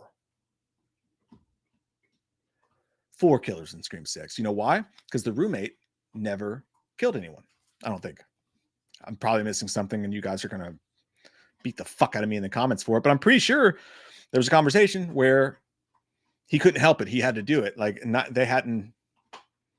don't think they killed anybody yet. I'm having a brain fart here, but I'm pretty sure there was only 4 actual killers. But I do count it because he did kill someone. You know, he killed Samara Weaving, who just said she wants to be in Nightmare on Elm Street. Holy tits, do I want to see that? Tits too. I think that would be amazing. Where the fuck is Nightmare on Elm Street? Where's Gary Busey? Find him. Gary B says, Mike, did you see my message I sent to you above the Bloody Disgusting article? I did not, sir. But I look forward to stumbling my way upon it. Omar Azimi, thanks, buddy. Says, petition for Marco Beltrami to return with his iconic Scream score. Yeah, I'm with that shit. I don't think they did a bad job with the other scores at all. I will say I do appreciate Radio Silence. Radio Silence, they're musical dudes. You know, they like music and they're fans of music, and I think they have good musical taste. And I thought the last 2 Scream soundtracks, I like how they honored what came before it. It'd be very easy for someone to be like, I don't give a fuck. It's 2024 or 23 or whatever, like soundtrack wise, like who cares? Scream's known for their soundtracks. Nah. These are the kind of things I think we take for granted. You know, like when you get like a Halloween 4, Halloween 5, H2O, and they fuck up Michael's mask. Like, that's the kind of shit fans used to have to be worried about. Now we're all like, oh, they better not do this tiny fucking thing that doesn't actually matter. Like, bro, do you remember back in the day when they would trot Michael out wearing a fucking sock with 2 gigantic eye holes or have different colored hair? Like, back in the day, they didn't give a fuck about anything. They would fuck up everything and anything they could at certain points. But yeah, so like, I'm really pumped that the Scream movies had good soundtracks and they had different music on the soundtracks. There's a couple songs, neither will compete with Scream 2 or Scream 3 soundtrack or Scream 1 soundtrack, but still, it's fun that they kept that alive. I hope they do with these ones as well. I think they will. But yeah, I like both the scores, but I would I prefer Beltrami too. I do. I prefer a good Beltrami. Wormbaugh. Sounds like I'm talking to I'm taking you to Roger Jackson's booth at Scarefest. We'll be there, man. I hope I run into him. I just want to touch his face. No words. Shh. I'm just gonna put my fingers on his lips and like put the tip of my finger inside of his mouth. I'm gonna get kicked out of Scarefest before we even get there. They the Machine Powers! Imagine David Arquette returns as Gordy from Ready to Rumble and tells Ghostface, I will bust you for an object! I will rule you. That'd be fucking hilariously. Katie met David Arquette at Scarefest last year. I didn't get to because we were at the booth or whatever, but she got a picture with him and everything and said he was super sweet. But I would have liked to go up and say that to him. I would have recited the entire quote from Scream 2. It's my favorite movie quote of all time. You know, the whole how do you know that my I'm too stupid to remember the whole quote right now, but you know what I'm talking about. Thereby frequently giving my ability to move with any freaking situation. I just butchered it, so I lied. It's not my favorite quote. I'm a faker and I'm a whore. Andrew Garzioza, hope you're well. How would you feel if the Scream TV series got a revival with the original cast or even a crossover with the movies? Well, Andrew, you know, you're handsome and you're a wonderful person, and I think you should shut the fuck up. I will come over there and I will shut your mouth for you if you ever say something to me like that again. I'm kidding, buddy. I am. I'm just kidding. I think the Scream TV series sucked. You know, Scream fans are weird. Like, I love them, but they like strange things. Not all of them. But there's a faction of people who think the Scream TV series is better than the movies. And I shit you fucking not on a pickle. I got in the comments when I reviewed the TV series, like, it's better than the fucking movies. And I'm like, squeeze me, baking soda? What the fuck are you smoking? Like, there's no goddamn way in crispity crunchity's fucking nutsack that you are a human being and not a bot saying that to me right now. I thought the show was awful. I thought it had high points. But I thought Emma was annoying as fuck. The character, not the actress. And I don't want to see any of them ever again. Fucking Kieran with stupid fucking Lego haircut. I hate that fucking show. I don't hate the show, but those characters. Yeah, keep them far away from me. And I apologize. I was joking, Andrew. I love you. And I'm going to get you a gift certificate to Cracker Barrel and all the fixins. Holly Roxy, love this news and the surprise stream. Love you, but I love you too, Roxy. You're the fucking best. Cheers to you. And I love the surprise streams too. It's fucking cool that so many of you guys showed up to hang out with me tonight on a fucking whim with no notice. This is fucking cool, and I'm having a good time. And those sexual favors I offer to everyone in the chat, I will be sending IOUs out, and you can redeem them at any time. Blaze Eddings, what if your Stu theory is true, Mike? It is. It is. What if Kincaid was the cop to cover up for Stu? Just throwing it out there. Peace and love, y'all. So Kincaid was in LA, right? Kincaid didn't show up until the third movie, and he was, he was a Hollywood cop, right?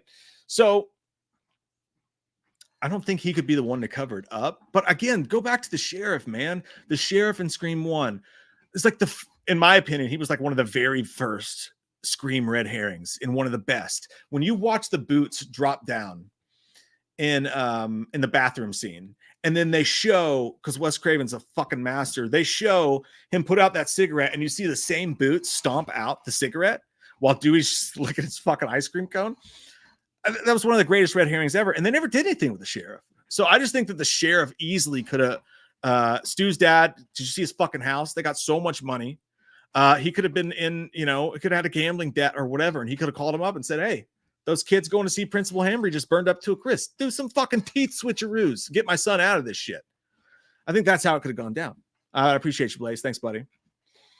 Get it! And I would only watch it if the beginning shows Ghostface holding a phone saying, hello, Sydney. And then it cuts to Sydney Sweeney with massive tits. The world has had enough of Sweetie Todd's titties, okay? I see him everywhere I go and in my dreams. Austin reminds me of Dr. Evil on Jerry Springer. I got your hood. I got your hood. That reminds me of the Logan Paul thing. I got your hat. Yeah, dude. Jonathan Gerardo, what's up, buddy? I love your icon. I love your name. I love your face. And I love the way you smell. Howdy, Mike.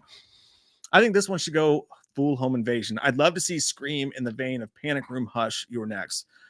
Ooh, fuck, you guys, dick, is what he said. That's an interesting idea. So I think we go to Seattle, which is where I believe Sydney Prescott and her kids and Mark are. I don't know how often it snows in Seattle. Like I know people get sleepless there, but does it snow?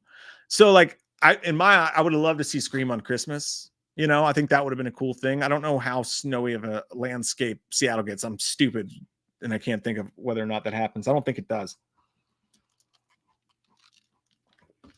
But maybe they go on vacation. Maybe they go on fucking vacation. Maybe because, oh fuck, dude. Come on. They read what happens was what's happening back in town in Scream 6. She decides to pack up the family and goes on vacation to a remote cabin with Mark and the kids in the middle of nowhere during Christmas. We'll celebrate Christmas together. And you got your Christmas Scream, right? So like they could do that. They could write that into there for sure. Because I would just love to see Ghostface in the snow and to break out the white robe so that he stays hidden. Fucking cool as shit. Not the whole movie, just for a little bit. We're not going to Power Rangers the movie this shit, not have them in their original fucking costumes for the whole goddamn movie. We're not crazy. But like, what if they did that? And I still don't have my original hat, but like, I would love that, dude. And then they're out there and it's Ghostface, or is it several Ghostface? Does it get too Strangersy though? Like, would it be too much like The Strangers with The Strangers remake getting ready to come out? That's an interesting thought though. Like for real, that's a really interesting thought. And I like your idea about it being full remote home invasion. You cut your costs down a little bit. You do lose the effect of Scream though, in a way, because you lose the multiple red herrings. You lose the big question of who it is. And can it really be a Scream film if it's really just a home invasion film? Will it depart too deeply from the rest of the series? But think about this. Like, also, what if Sydney's trapped in the house with Mark and they're being, attacked and fucked with by this Ghostface, and they realize suddenly we're in a home invasion movie right now, and you have your kind of Randy moment with her trying to break it down, like, all right, what's going on? He always is meta. He's always with the movies. Oh my God, we're in a home invasion movie right now. What do? They do The Strangers. What happens in those movies? How do they get out of this situation? What should we try next? And then you've got your meta dialogue that goes right along with it.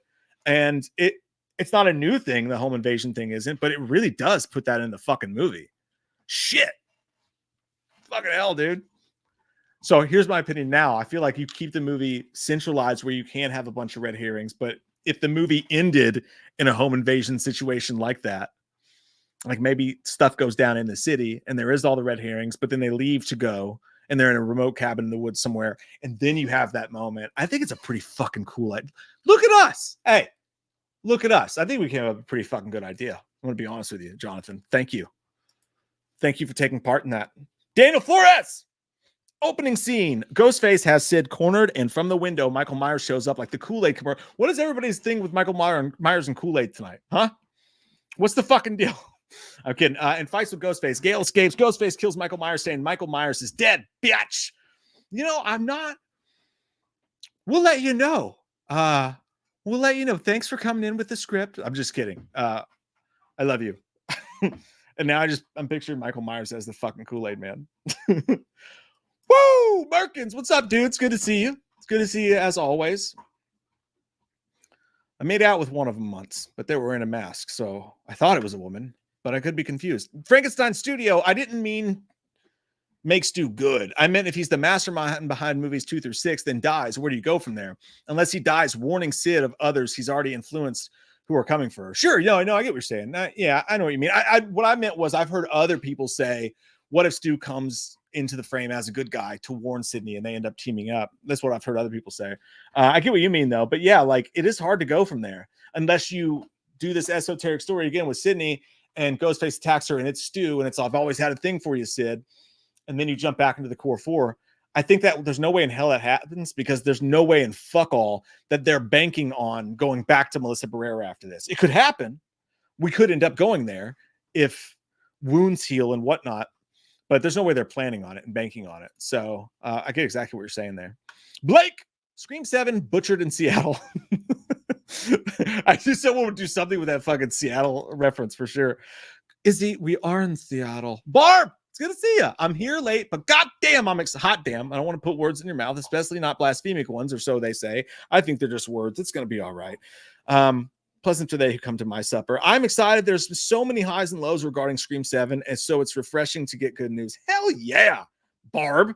I should have known that you were going to come in here with a fucking point of view that was awesome and kicks ass, because there's just so much negativity that goes on with all this stuff. And today we got good news. Think about where we were yesterday. Like, we had fucking nothing and everything sucked. And today, Kevin Williamson's directing fucking Scream, folks. And Nev Campbell is back. And anything could happen. The world is yours. The world is yours. It's fucking awesome. And I love that positive mindset. And I love you, Barbie, the best. Aaron! Hey, Mike. Awesome news. As far as Kincaid, it could be possible. Woodsboro is supposedly in California. It could be close to Hollywood for all we know. Ooh. Fuck me with an iron wrench.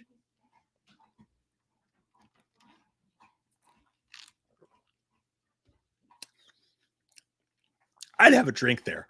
Mouth is getting super dry. You got a good point. I always pictured Woodsboro being in like North Carolina, though. And I want to say that we were somewhere in North or South Carolina where there was filming locations. And I swear to God, this fucking happened. We were in one of those nice little towns in like North Carolina. And we're driving around and I'm looking around and I'm going, telling my wife, I'm like, this shit's in a movie. Like, this setting just feels like a fucking movie. And she looked it up and it was actually Dawson's Creek was filmed there. And I said, it feels like Scream though. And I think some Scream shit we found out later was filmed there. And I think that there was other stuff not too far from there. I'm getting sidetracked. Sorry. But you may not be wrong. You got a good point there, dude. You got a really good point there. Guys, can I be right back? Can you give me 1 second? I got to pee. I got to change my battery. And I'll be right back in a second. I'm going to play a video for you guys while I'm gone. I will not be gone long. Just a couple minutes. I'm going to rest the throat sickles. That doesn't make any fucking sense. You see what I mean? This is why I have to go away for a second and come back. We still have more stuff to talk about. So I'm going to pee. I'm going to change my camera battery. I'm going to play a video, guys, while I'm gone. If anybody comes in and they're confused as to what the fuck is going on in the next 5 minutes, could you do me a favor, please? Could you let them know that I'm coming right back? And also, don't go anywhere because I'm fucking watching you. And if you leave, I'm going to come over your house and I'm going to eat all the fucking Golden Grams out of your fucking fridge. Why are you putting Golden Grams in your fridge? Fucking weirdos. Here we go. Hang on.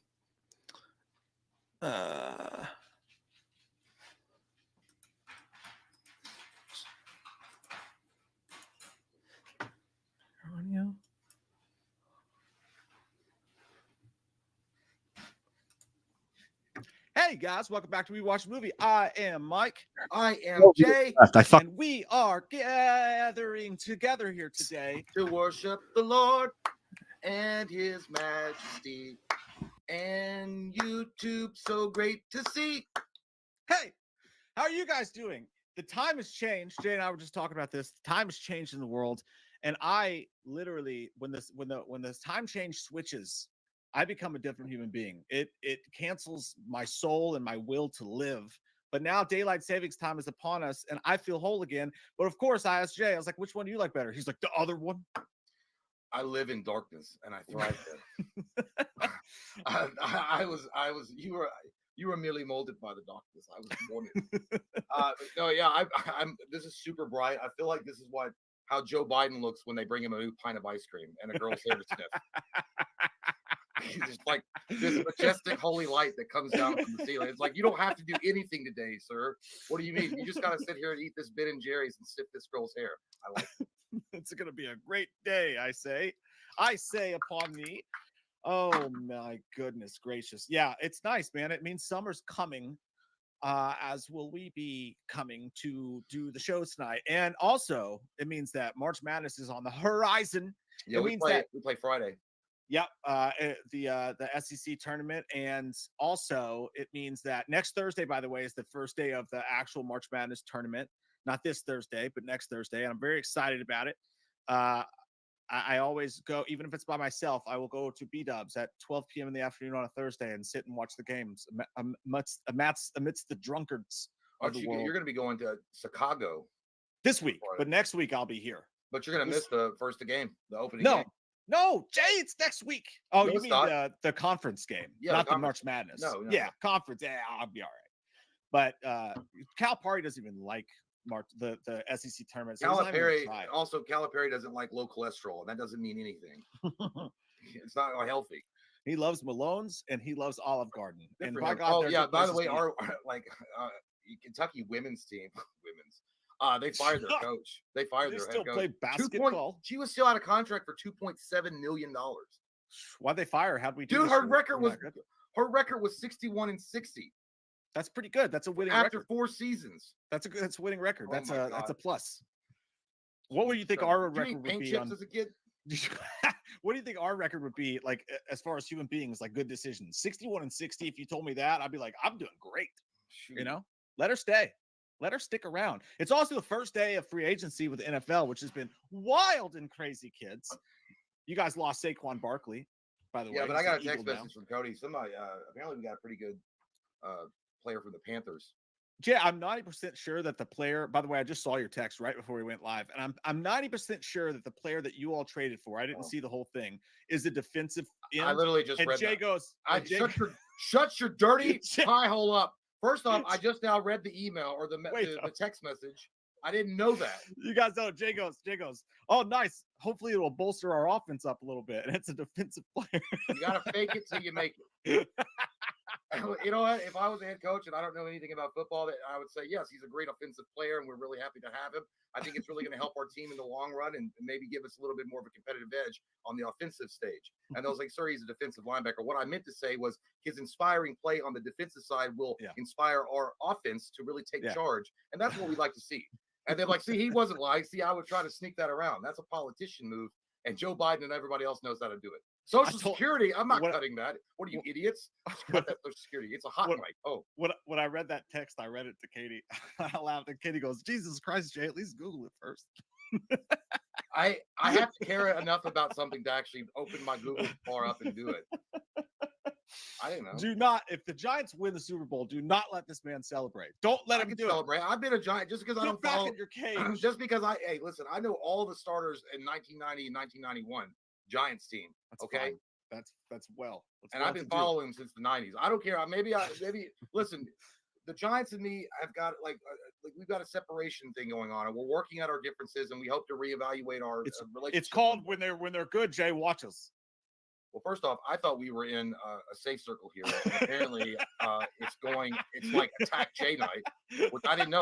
I would have wore a different shirt with a bullseye on it. It's a nice shirt, though. I will say that. But you know what's missing? It's missing a bullseye because everybody's going for my heart. It's on your back, right above your butt. No, it's apparently right on my face. It's somewhere I can't see. It's invisible ink. It's fine. No, it's fine because honest to God, it's not been a great day for me. I had what people like to call the poops before we came on live. I had something called seafood gumbo for lunch, and we got, by the way, we got a new treadmill today. Got a treadmill in, and it's a cheap treadmill. It's like one of those under the desk treadmills. But had a nice little workout at home and ate some seafood gumbo. And then about an hour and a half ago, give or take a few minutes, proceeded to poop my soul out of my body, and then got really dizzy, and then got a headache. And I thought, I think I have food poisoning. You got a nice neighborhood. I would just walk. You got a nice like Halloween Haddonfield neighborhood. Yeah, but the thing is I don't like to because I feel like people are looking at me, and when I run, I like to mouth breathe and like fart at will, and like it's easy to trip. And then again, every time I try to go run in the neighborhood, there is an 8-year-old and 2 dogs that would like to join me on that. So it's very hard to. I get self-conscious. I couldn't do it. I feel like I'm running like Steven Seagal. Oh yeah, the flappy arms. I was thinking Tom Cruise. What are you looking at? Oh no, like I get in my head, like you start running, and it's like what if I get in these like what if I'm like what if I was a Secret Service agent for the president, and how would they run like alongside the limousine? Yeah, in the line of fire. I feel it, and I also my gym. It's got a nice. It's got basketball courts and all that. I won't cancel the membership just because they have a basketball court, which is super fun to play indoor basketball. But like I just don't like driving there all the time. Hello, I've returned with my hat. That'll show them. Thank you guys for sticking around. Sorry about that. I had to relieve myself. Aaron Wojcicki, awesome night. I'm dying. Hey, Mike, awesome news. As far as Kincaid, it could be possible. I already read that shit on a pickle. The pit is blue. The goddamn pit is blue. Andrew Morris. Oh, shit. You guys still have that sound, don't you? If you stream it, we will come. I mean, you spelled it right the first time. That's how you spell both of those things, Andrew. I love you. Thanks, buddy. Lisa Serial. Lissa Serial, who has a cool name and cool hair. I mean, Sid's family did go into hiding in 6. Right? Oh my God. So like We don't know what Sid came back to after Scream 5 either. Like when she went home after everyone was healed by the magical blanket on the back of the ambulance. We don't know what she went home to. They never really explained it. So they could do something there too. They could kind of saw it and go back in between movies. I don't expect them to. I really don't, because that's wild. But all it takes is for the writers to have a great idea. And that's what great writers do. They come up with great ideas, and they could do something really cool with that. Lee the Machine Bowers. Thank you, dude. Scream 7 opening up with Ghostface in the public bathroom, Release the Hell, and he's accompanied by Doofy, and both of them going poopies together, playing battle shits. You guys remember that from Harold and Kumar? Let's play battle shits. Thanks, Lee. Andrew, if you stream it, what? Did I just read that? What the fuck is wrong with me? Did you do it twice? You did, you motorboating son of a bitch. Nick Mathis, thanks, buddy. He says, random, but I want Josh Hartnett in this franchise. Dude, I would be so fucking into that, and it just fits, right?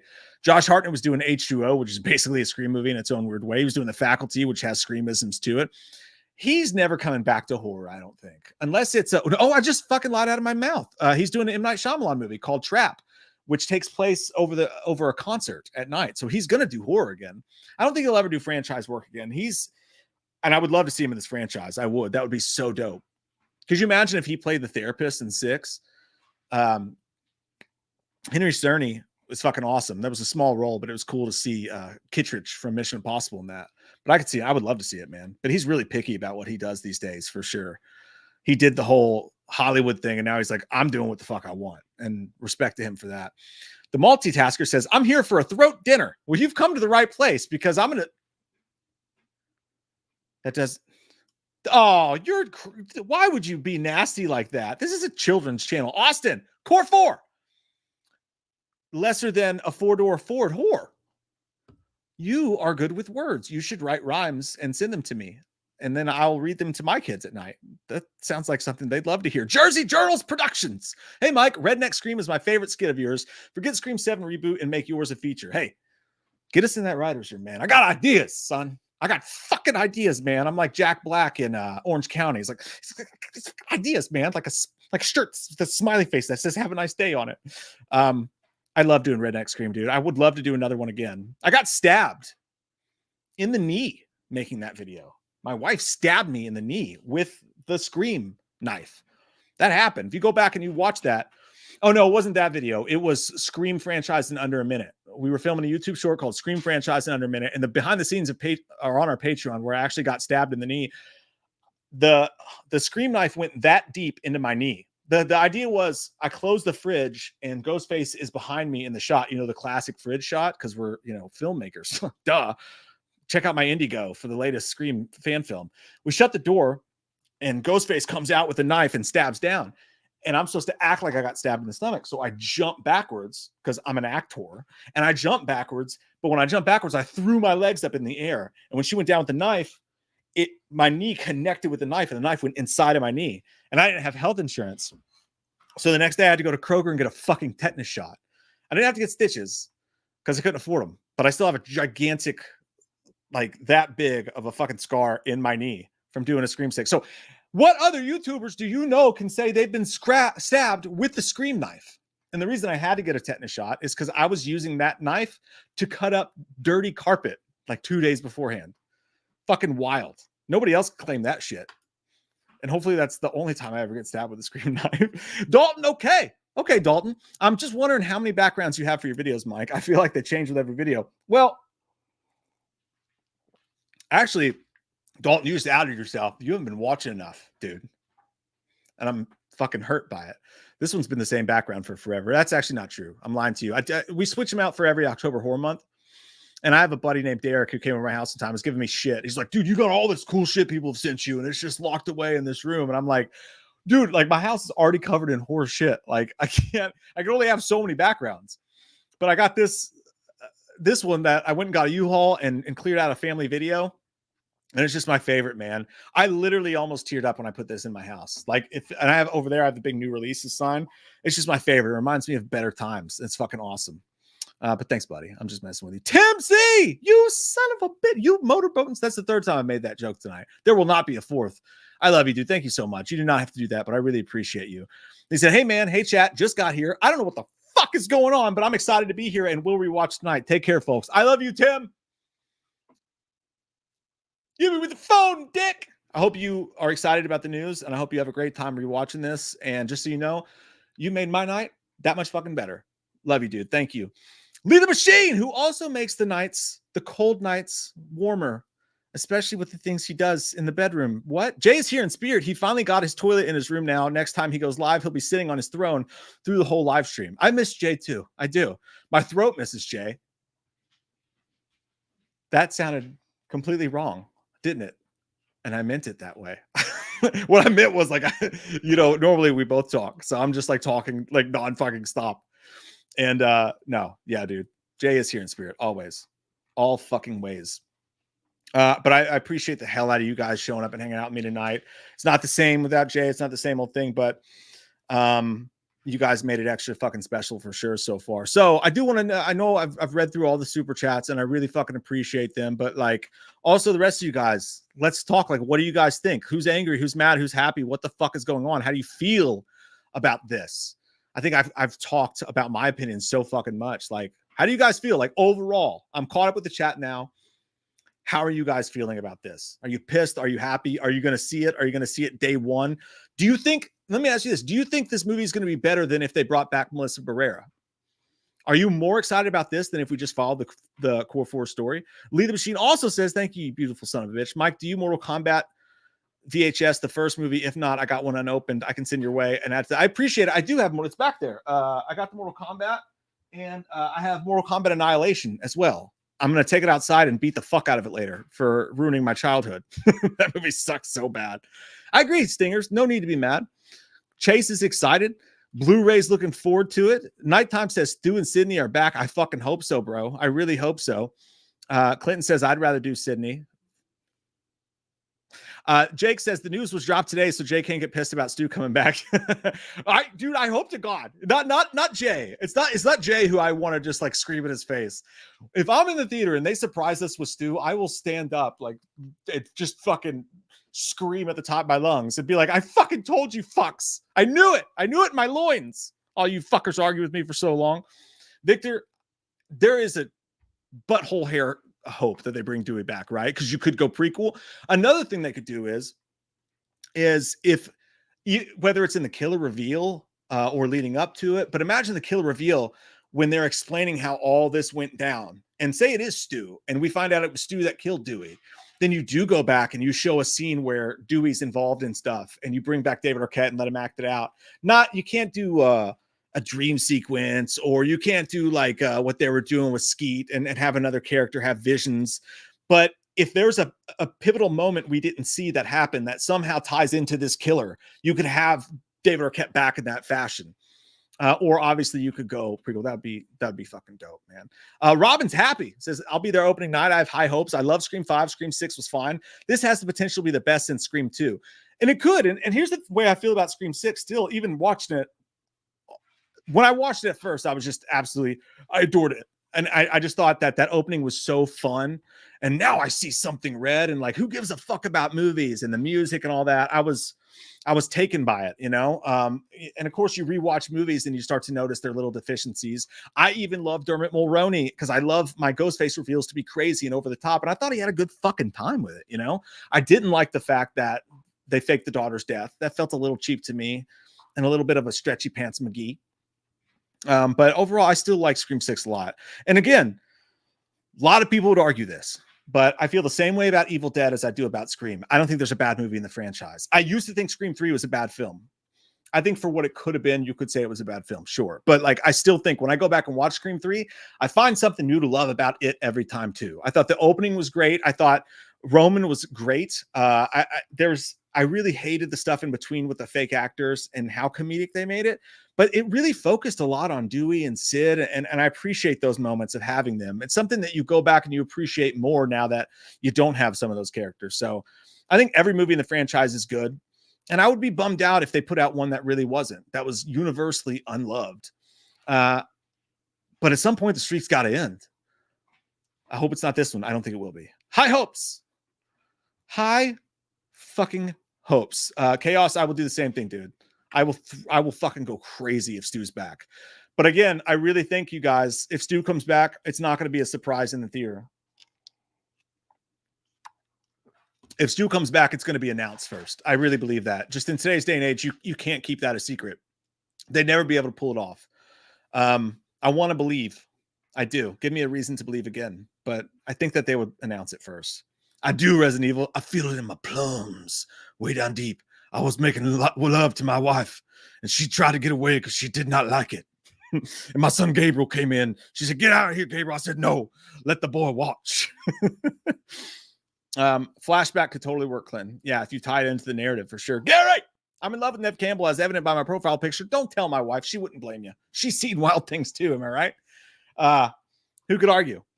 Who could fucking argue? How cool is it though? Like, let's take a second to just be like, Nev Campbell's back. Like, that's awesome, man. Like, all the stuff that went down, you know, all these people trying to boycott Scream 6 and mad and all this stuff. And look at this. Like, she's back. They figured it out. I think some of us knew that there was a good possibility that was going to happen, but we all kind of assumed there's a chance we never see Nev again. It would have made sense. But here we are. Nev's talking back. And I think that's rad. And she's pumped about it. And it's her and Kevin. And I think they're going to be lockstep too. Like, the script's already done and they're not going to change it, I don't think, because it seems like it's going to be a great script. But they're going to really like take ownership of this in a way that maybe they haven't had the chance to with 5 or 6. And I think it's going to be something special. This Scream could feel more like the original Wes Craven Scream than any of them because of that. You know, I think that's dope. Day one. Yeah, dude. I can't wait, dude. That's happening. We're going to go see Scream 7 together. We're going to see it. We're going to see Nev on screen. Kevin Williamson's going to be behind the camera for the whole thing. That's dope. I'm fucking pumped. I'm pumped. Donovan Rodriguez says, I'm hyped, but I do find, and by the way, can I just say, and no offense to anybody who does feel negatively about this, and I don't even know what he's about to say. I cannot fucking believe we are almost 2 hours deep into this stream. I haven't, no one said a negative fucking thing yet. You look on Twitter, you wouldn't think that's the case. Here we are. Seems like a bunch of happy people to me. And you don't have to be. I'm just saying, it's not as bad as it looks when you look online. I'm hyped, but I do find it shady that they still have the writers for Scream 5 and 6 because I assume they would have been fired like Barrera and Ortega. Nobody deserves to be fired, but Spyglass is shady. And so here's the thing: like, they didn't fire the production, like you know, Radio Silence, the Project X Entertainment. That picture she put out, it's still Project X. And it's funny to me, Radio Silence is over here doing movies. Abigail with Melissa Barrera, they clearly side with her, and yet they still have their working relationship with Spyglass. So everything's not as dire. I feel like it's not as one-sided as I feel like we've been led to believe. And I feel like maybe even Melissa Barrera is the one to thank for that. I know that the hardcore fans on Twitter like want to make it a like diehard line in the sand, but it doesn't feel to me like Melissa Barrera is making it a line in the sand. You know, it feels like she's like, Spyglass are the bad guys. They fucked me over, but I'm not blaming anybody else for anything. And I'm not asking anybody else to fight my battle for me. This is for me. This is what I believe in. And I don't want anybody else shorted an opportunity. I'm not going to do basically to you what Spyglass did to me. You know, I'm going to be more open and accepting of other people's opinions and feelings. She never once came out and said everybody had to feel the way she did. She never once came out and said anything like that. She just gave her opinion and they got rid of her for it. So to me, it's a lot more amicable than I think people really want to give it credit for. But no, I think that that's the thing. I think everybody, from my eyes, the way I'm looking at it is everyone's understanding, hey, this is a business. I'm out. Fine. Maybe Melissa Barrera reached out to them and was like, hey, no hard feelings. Go make your fucking movie. Like, I get that, you know, that's just, that's how I see it. That could be just wishful thinking, but are we done with the Stu House? Do you guys think? Golden State says back to the Stu House. Do you guys think we should be done with it? Do you think 5 did a good enough job of just like really bringing us back into that? I love the Stu House. You know what I want to see more than the Stu House? I'd be more pumped if they brought back Bird Brain with the "Say a Prayer for the Youth of America." Now. I feel like they missed an opportunity with the sequels when the parties were going on to play that song. That would have been fucking dope. That would have taken it over the top. But yeah, I think 5 did the best send off to the Stu House you can get. I don't know if we should ever really needs to do that again. Olivia, I see what you mean. Like, I do, just like with any current movie, when I rewatch it over and over again, I definitely, my score's gone down, but not a whole lot, I wouldn't say every time. And it's one of those things in 10 years when you go back and watch Scream 6, it might completely change. You may be like, hey, this is fun. I forgot how fucking fun this was. Kyle, what if Stu was Michael Myers? Matthew Lillard is Michael. No, dude, he's too fucking active, like in he's too expressive in his emotions. Like he's gangly. So Michael will be like, you know what I mean? Like, I could never fucking see that all my life. That'd be funny as fuck, though. Talk about the biggest mindfuck of all time. If you're watching a movie and you're watching a Halloween movie, right? And he's silent the whole movie, but then Michael Myers pulls his hat off and it's fucking Stu, and it's actually a ghost face killer who decided to surprise everybody by being Michael Myers. Talk about the mindfuck of the century. Never happened, but damn, that's fucking that's wild. Colton, what's up, dude? I was just talking about you and Haley. I'm beyond hype for this. Get it up, baby. Get it up. I'm so fucking pumped right now. It's a good day to be a Scream fan. And we've been through a lot of bad days as Scream fans. So I'm pumped for you guys. I'm pumped for me. Lee. I also got TMNT Secret of the Ooze VHS unopened. I can send your way. I'll message you for the P.O. box address.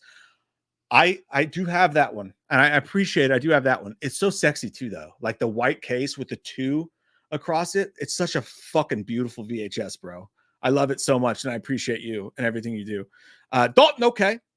Dalton, okay, says, what if Jill comes back instead of Stu? Y'all are going to hate me for this. Like, I know that people love Scream 4, and I love Scream 4. I love every Scream movie. It is my least favorite Scream movie of the 6 movies. And this is an unpopular opinion, and I get that I'm in the minority on it, okay? But to me, Jill is a weak-ass ghost face. I'm sorry. Hear me out, though. The physical part's not there. And it would have made sense if it was there for Charlie too, but it wasn't there for him either. No way either of them did half those fucking kills. So you strike out there. I think the motivation sucked. I understand the whole, like, I don't need fans. I don't need friends. I need fans. And what they were trying to do. And Wes Craven, as always, ahead of his time with the headset thing he was doing and all that stuff.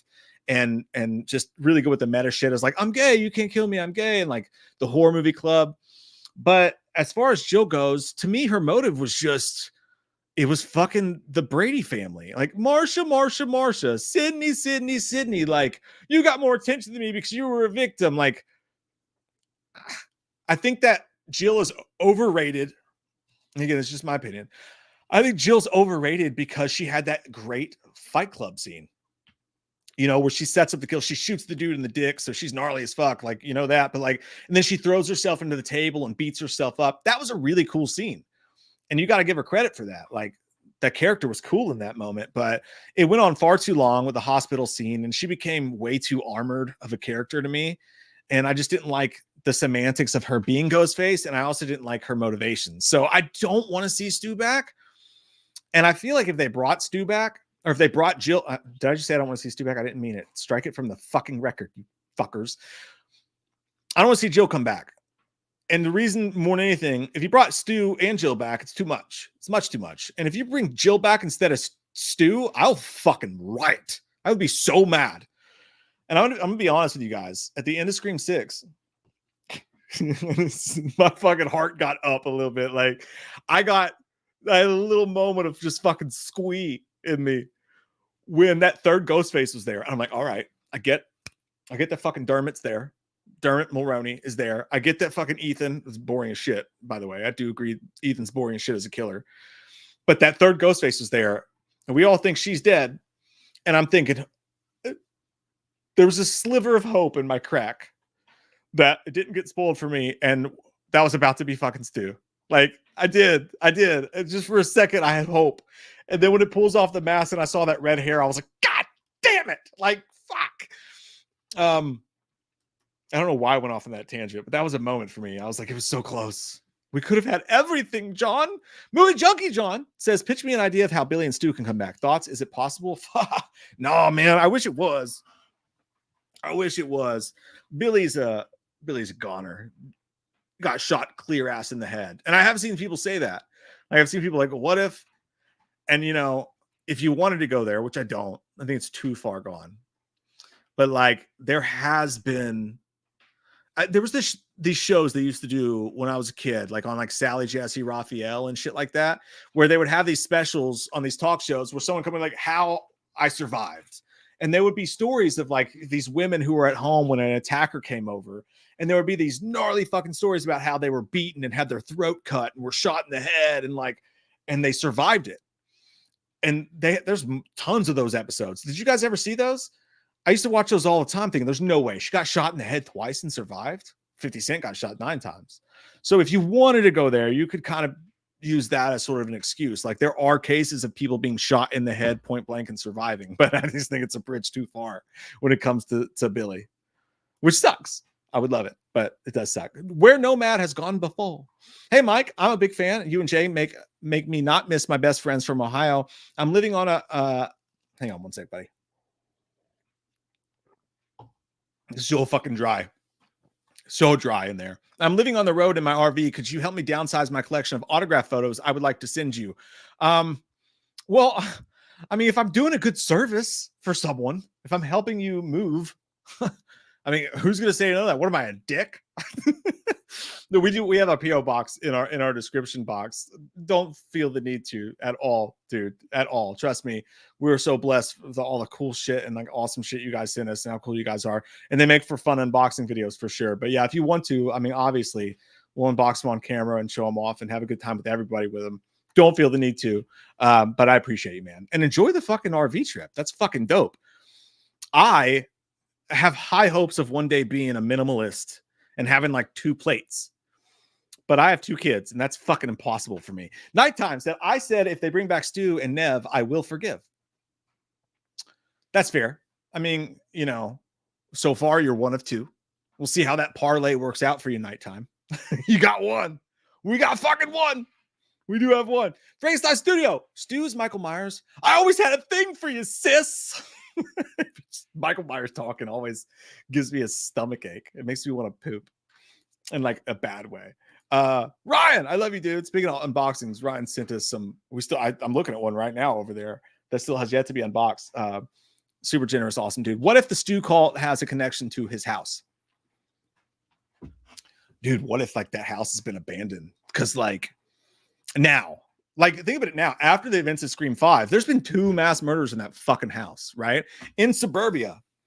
So that house has got to be like in this market. Like, what do you think? Are they selling that thing in a suburban town where news travels fast and they have news cameras and shit at high schools and the way that Woodsboro works? You think they're selling that fucking house?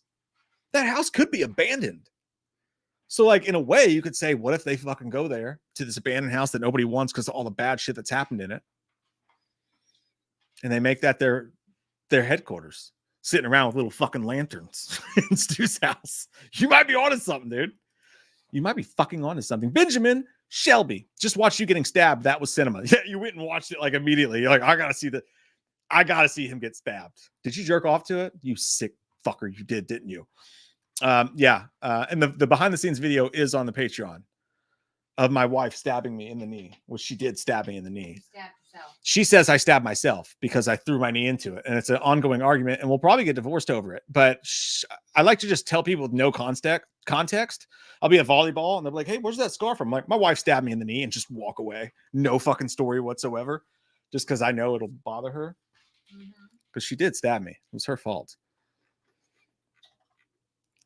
Got to get some intimacy directors around here, for God's sakes. Terry of the Dead. Am I the only person who thought there were 4 Ghostface at the end of 5?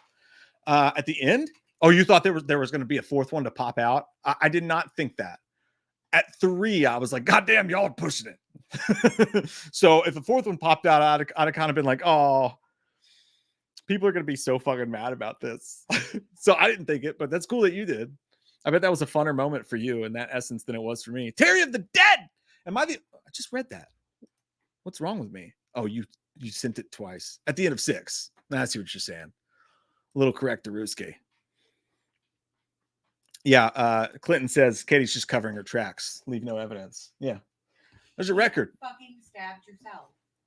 That's as any abuser says. Quit hitting yourself. Quit hitting yourself. As I stab you in the knee. What's up, Renee? Good to see you. Billy Loomis is Candyman. Say his name 3 times in the mirror and he appears. Dude, I was so pumped to see Skeet back in 5. And I thought he had some good lines too. When he's like, it's time to slit some motherfucking throats. I didn't like it in 6. In 6, it felt a little forced. Always happy to see Skeet. But he's in a movie called Blood with Michelle Monaghan, by the way, that I need to watch. It's a horror movie. I never heard of it till the other day. I got to check that out. Chaos, it's going to happen. It's like one of those true crime documentaries. If I die in an accident, it was my wife. Yeah, no, it was me. you got the admission right fucking there. Did you hear that? She said, yes, it was me. I'll deserve it too. Don't call the cops. I deserve it. Benjamin, what I do while watching Mike in pain is between me and my diary. You know what? No one can judge you when you're alone, covered in fucking Crisco oil with your phone in the kitchen, sitting crisscross applesauce with your dirty butt crack sliding across the floor. That was oddly specific, and I swear to God, it didn't come from any personal story. Sarah! But Billy did come back as a ghost. Yeah, and you could do that. I thought he looked good. Like, I thought he looked good, but like, it was weird for me because like Skeet looks good anyway. Like, you just see him at a convention and you're like, fuck, dude, you're handsomer than you were in fucking Scream. And they did all this shit with his hair and like the effects. And I was kind of like, that seems sort of unnecessary. And also, Sam doesn't know what her dad looks like in live action or sounds like, right? So like, you could technically just have Skeet come in there and be Skeet and be like, well, that's how she imagines him, you know? Show like a family photo where he's looking, you know, obviously he's got to be younger because he died young, but just an idea. Thanks, Michael. I don't want me to die either, buddy. I don't want me to die either. We were filming a skit, Stingers. That's why. And ironically, what happened right before that, this actually was my fault because there was a scene where I was sitting in a chair and we're filming the Scream franchise in 1 minute skit. It's on our YouTube shorts where Ghostface pops up and stabs me in the stomach. But so the way we filmed it was the knife went in between my legs. But I, being the perfectionist I am, I don't know if you can tell, but we've never had a bad shot in any of our videos. It was a joke. But like, she pops up behind me and stabs between me. And I kept being like, no, do it again. You got to get closer and make it look realer. And she's like, I'm going to fucking stab you in the nuts. Because it was right in nut territory. And I was like, no, do it again. And I got stabbed 20 minutes later in the fridge scene. So there is a world out there. There's an alternate version. There's a multiverse where I got stabbed right in the fucking nuts. Just trying to make a fucking YouTube short. That would have been the stupidest, worst death of all time. The name of the video where I got stabbed, Hobbit, was the Scream franchise in under a minute. You guys want to watch it? Let me find it. Let's watch it together. I'll find it real quick. Darkness in the valley. Oh, look, more people are doing Chris Stuckman videos. Shocking. We don't all have to make the same videos, you guys. The Scream franchise in under a minute. Here it is. Okay, so I'm gonna show it to you. You guys want to watch it? I know you want to see me get stabbed, you sick fucks. My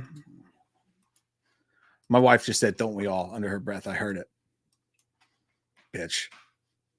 Someone called you a bitch. I just read it. No, I didn't say it. I read it. It was a comment. I can't believe this. Don't talk about my wife that way. What's wrong with you? You dick. How dare you? Okay. So I can hear it as well. See, we're going to get Jay in this video anyways. How about that happy horse shit? Hello, Jay. Hello? Do you like scary movies? Yeah. I want to see what your insides look like. Oh my God, what?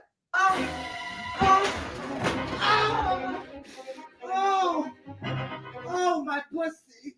Leo Shepherd. What's up, man? Did you hear about the killings that's going on in Woodsboro right now? Yeah, dude, it's crazy. Probably has something to do with Sidney Prescott's mom again. Her snatch is like the OG Ghostface. Fucking stinks.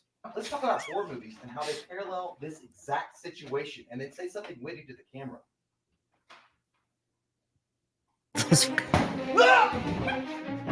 You guys ever seen Ghostface with tits? Oh, by the way, is that not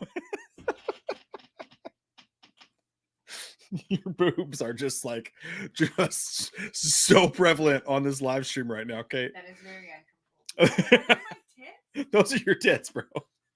That's really uncomfortable. They are just so prevalent. I don't even that they've never looked that big ever in their whole life. What? They're so. They're Fucking so unpause the video. I'm never unpausing it. Oh.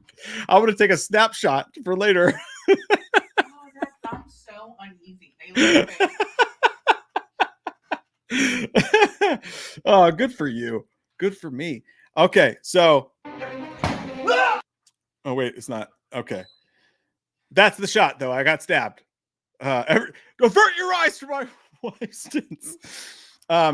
Looking in the fridge, we got some sour cream there, Kroger brand. There's some Hidden Valley Ranch. It's definitely expired. But then, so I shut the fridge, and the idea is I'm gonna get stabbed, so I'm gonna jump out of frame. But when I jump out of frame, my legs go up in the air, and this knife you see goes right inside of my leg. And you can see it's actually the legit Ghostface knife. Like, I don't know if it's the exact model, but that fucker was sharp as shit. I got it on Amazon for like $12. See the knife right there. That was not me squeaking. It sounds like I squeak, but I didn't squeak. I didn't realize I got stabbed till a second later. That ow was me realizing I was actually stabbed. Like, oh my God, there's a knife in my fucking knee. Listen to the sound of a man getting stabbed. This is going to get flagged by YouTube.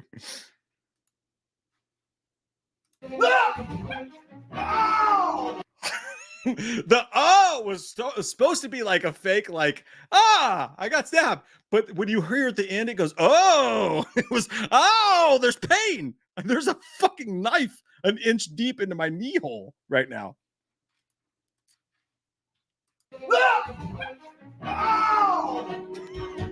It could be anybody.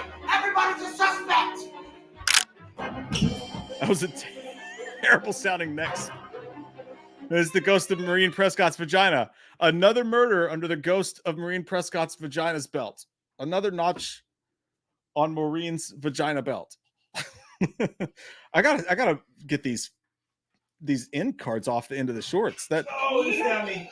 I've been stabbed. You got stabbed? Yeah. Oh shit, dude. that was, I've been stabbed. I forgot that was on there. Yeah. Oh, you stabbed me. I've been stabbed. You can't see it there because we had to cut it away because there was blood and shit. I actually put a video. Sounds like Mike getting head. JT, you fuck. There's actually I took pictures of the cut. I'll have to find them and put them somewhere. I took pictures of the hole in my knee, and it was gaping, like it spread open like a fucking coin purse. And I actually texted my friend Janae, who's a nurse, because again, I didn't have health insurance. And I was like, is this bad? It was just fucking like a goopy hole in my knee. And she was like, you probably should get stitches, but like maybe you'll be okay. And then I was like, all right. So I got the tetanus shot though. But yeah, this is Jay's reaction. Oh shit, dude. You never want to hear your friend go, oh shit, dude.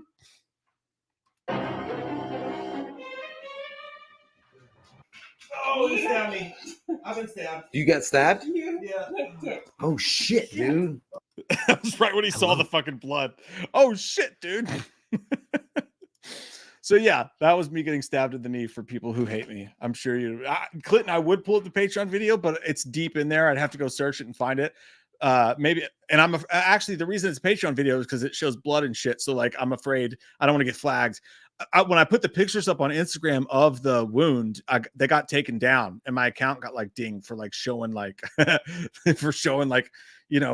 gore and shit. Like they took it down. It was up for like 2 days, and they took it off because it was a stab wound. So I'm afraid, obviously, to do that on YouTube. But it's on the Patreon. I don't know. I don't want to oversell. I don't know how deep it gets there, but I'm pretty sure you see some shit. I'll go watch it and I'll see, and maybe I can show it.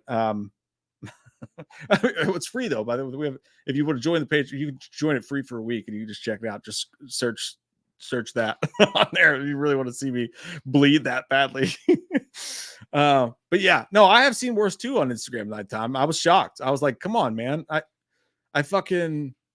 earned this. But that's not the worst injury. Like, I mean, that is the worst injury. When we did a Halloween special video, and this really nice guy brought us out to his farm, and he did some filming with us. It was the Halloween special where you see Michael falling down a hill, and he has all this land out in the middle of fucking nowhere. And I'm playing Michael Myers in the video, and it's up. I mean, like, we took an ATV like through this. I mean, this was deep Kentucky fucking wilderness that we shot this video in. And there's this steep decline. And I was like, I'm gonna throw myself down that fucking hill. And he was like, no, dude, you can't. I'm like, I don't want to get hurt. Like, you have no idea how many injuries, like what could happen. And I was like, it'll be fine. And he's like, seriously? And I was like, let me do it. Let me throw myself off that fucking ravine. And he was like, all right.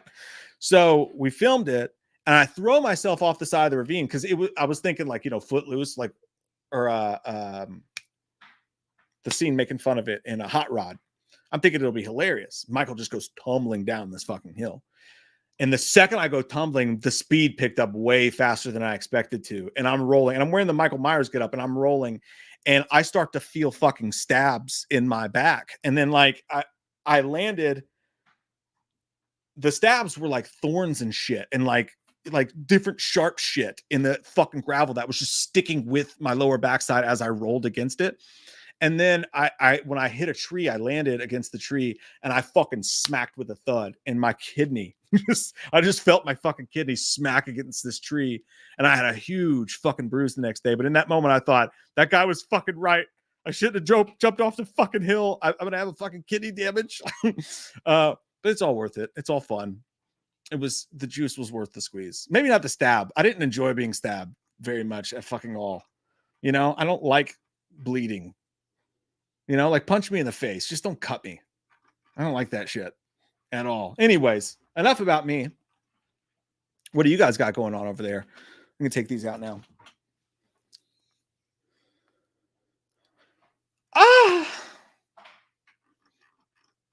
Was that out loud, or was that in my head, the noise I just made? I'm trying to catch up to where we were. Field of Screams. You want things really messy? Sid's mom returns. Dude, that's the problem, right?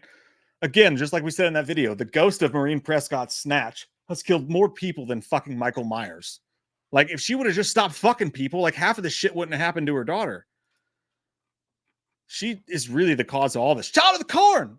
I love you, dude. I can't wait to see you at Scarefest again this year. Pretty awesome news for the franchise, no question. I think there's an 80% chance Stu is back with hopefully a cult link. Recently watched Teaching Us Tingle and in Kevin Williamson I Trust. Yeah, dude, like, I was talking about it earlier. I don't know if you were there for that, but, like, I thought Teaching Miss Tingle was great for, like, the first half of the film. And maybe first-time director syndrome, maybe Dimension, who knows? But, like, it was fucking on its way to being, I won't call it Empire Records level, but it was on its way to being one of those funnish kind of Empire Records-ish sort of 90s movies. Watch it. It's like probably 2000s, but no, I think it was 99. But then it just didn't know what to do with itself. It just stopped. And it was like, I don't know how to continue this plot. And it just kind of fell apart. But there's nothing in there that tells me this guy can't direct movies. So yeah, fucking with you, dude. And I'm pumped as well. Let's all root. Can we just get a fucking prayer circle together that Kevin Williamson goes in there and directs the fuck out of this thing? And then imagine this. Think about this. Like, Radio Silence was fucking awesome. I love what they do, and I love what they did. And I love what they're going to do. But, like, imagine this. Like, Kevin Williamson goes in, best case scenario, Scream 7 fucking rips. I mean, is amazing. Brings us back to the first two movies of the franchise good. And he becomes, being what he's been, the DNA of this franchise with his writing.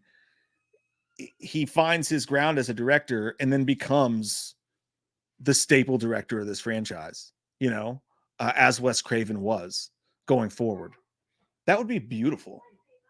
Like, that would be so cool.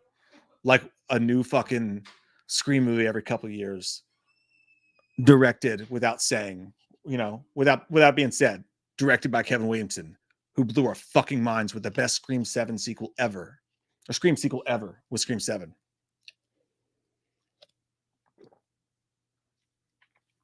I'm not promising anything, but to me, that's way funner of a thought than, Teaching Miss Tingle wasn't that great. He can't direct. He should have written. Like, it's one fucking movie, dude. Name one thing you tried for the first time and were fucking awesome at it. You know? For me, it was sex, but like, never been bad at that.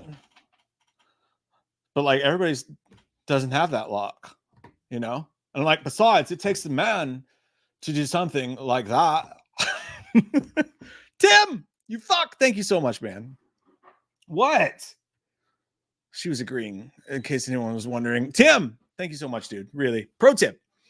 Why did you stab your husband? By the way, Tim was an ex-police officer, so he knows I'm telling the truth. Pro tip. Why did you stab your husband? Katie, officer. You know how you tell your kids don't run with scissors? Well, I made that mistake as an adult. Right, Mike? Evil stare at Mike from Katie. Basically, that's what she does to me. She's like, you stabbed yourself. She doesn't even bother with making up a fake story. She just goes, you stabbed yourself. It's like, the knife's in my hand. I have the knife is in her hand. I have the hole in my leg, but I stabbed myself. The knife was stationary and you dragged your knee up into the You were jerking, and it was a jerking motion. And I've seen you do it before, so I know what it looks like. Stopped moving. Nah. I've never jumped that high in my life. You stabbed me. We both know it. Tim's a cop, and he agrees with me. Well, Tim can Just stop. start getting a lawyer ready. That's all I'm saying. Whatever, you know, it's on camera now. Filoni! Stu has been in a cabin recruiting Amber and Richie. Yeah, dude. Again, they faked his death. His parents hid him away because they knew, hey, you ever come outside, you're getting fucking arrested, bitch. And he had nothing to do. So he sat upstairs and he studied and he learned and he created a master fucking plan with full of rope and pins and made a whole fucking plan. That's what I think. Recruited them online. Easy. Use my fucking house, guys. Probably sent her parents the fucking link, the Zillow link to the old house. Just putting things into place. It's possible. If you're a good writer, which I'm not, you can figure it out. How to bring Stu back. Chubby! Nev. Candy corn with pigtails? Nev, Stu would be a great money line as gold. Stu would be great. Mel is gold. Stu would be great. What am I missing? Matthew Lillard is gold. I despise Jill. Thank you. 4 is my least favorite. Thank you again. Kevin Williamson, you got to write it out, dude. You're killing me. Kevin Williamson will be perfect Scream, and Wes are in his soul. Chad can be the opening kill. He needs to die again. Like, I don't think we'll see any of the core 4. But you're right. As an opening kill, you could do that. I don't think they will, though. Unless they're for sure, we're never going back to the core 4 again. Unless they're like, we are absolutely not going back to Melissa Barrera. That story was told. It's dead. But we can still get some use out of these characters. So we can bring Chad and Mindy back and have them be killed off. And they could tell them, this is all you're going to get. Like, I promise you, that story died at the end of Scream 6. So if you ever want to be involved in the franchise again, this is the only way it's going to happen. And then maybe they agree to do it. And then maybe you do get them both killed off at the beginning. Kill the twins off, you know? I'm not going to say that that's wrong, but you have an adorable fucking dog. He looks like the dog from Homeward Bound. Like, oh, Peter. I want to pet your dog. And in no way is that sexual or weird. Austin, except for everyone who's died, they can see everything you do as long as they pay for Heaven pay-per-view. Robert Stack hosts. You imagine fucking being in heaven and being like, I'm going to watch some pay-per-view today. I'm going to watch some reality TV. And it's just faces of death for like heaven. Let's watch some people die. You got to pay for it though. With like gold coins, like heaven's gold coins. It's so fucked up. Why did we go this far, this late at night? Lee the Machine Bowers, what's your thoughts on Matthew Lillard returning to the Shaggy role? Can I be honest with you guys? I was never a fan of live action Scooby-Doo. Never did it for me. Like, I like the cartoon because it opens up with a Simple Plan song, like Scooby-Dooby-Doo, it's coming over you. Like, I like that shit, but I never liked. He did a great job of it. I never personally got into the Shaggy Scooby-Doo era. I'm sorry. I know. I'm sorry. Every time some kids like meet him and they're like, it's Shaggy, I'm like, that's fucking Stu, you little shit. Shut up. Then I send them to military school, even though their parents don't want it. It's like the opening scene to Heavyweights, or like those parents who send their mutant kids to like the Xavier school because they think it's going to make them better because they hate their mutant children. That's what I do to kids who like Shaggy, Scooby Doo. What am I talking about? Stupendous nighttime. Stupendous. That's what I'm saying. You know? Lissa cereal. See, this is why I bought one of those rubber training knives and painted it to look like the real thing. Dude, everybody told me that. Everybody told me that. Stop using real knives. My wife, as she's stabbing me in the knee, which she did, she screams to me, stop using real knives. I'll show you. And then she stabbed me. And that's how you know she meant to do it on purpose. But no, literally before we filmed those, she was like, why don't you buy rubber knives? And I was like, because I want it to look realistic. Like I'm James fucking Cameron of Kentucky YouTube. And it was a mistake. And I learned my lesson. And from here on out, we'll use rubber knives. But I had that knife and I thought it looked cool and I wanted to use it. And I almost lost my dick. And everyone would have mourned that. Tomo! Mike got poked by an alien and doesn't remember. Dude, I feel like I did. Because I'm so scared of him. Like, that fear has to come from somewhere legit. Like, I think aliens abducted me and played with my butthole a little bit. And then just sent me back. Thankfully, they thought I was cool. And they were like, you're pretty cool, dude. And I'm like, thanks, man. Can you get that finger out of me, though?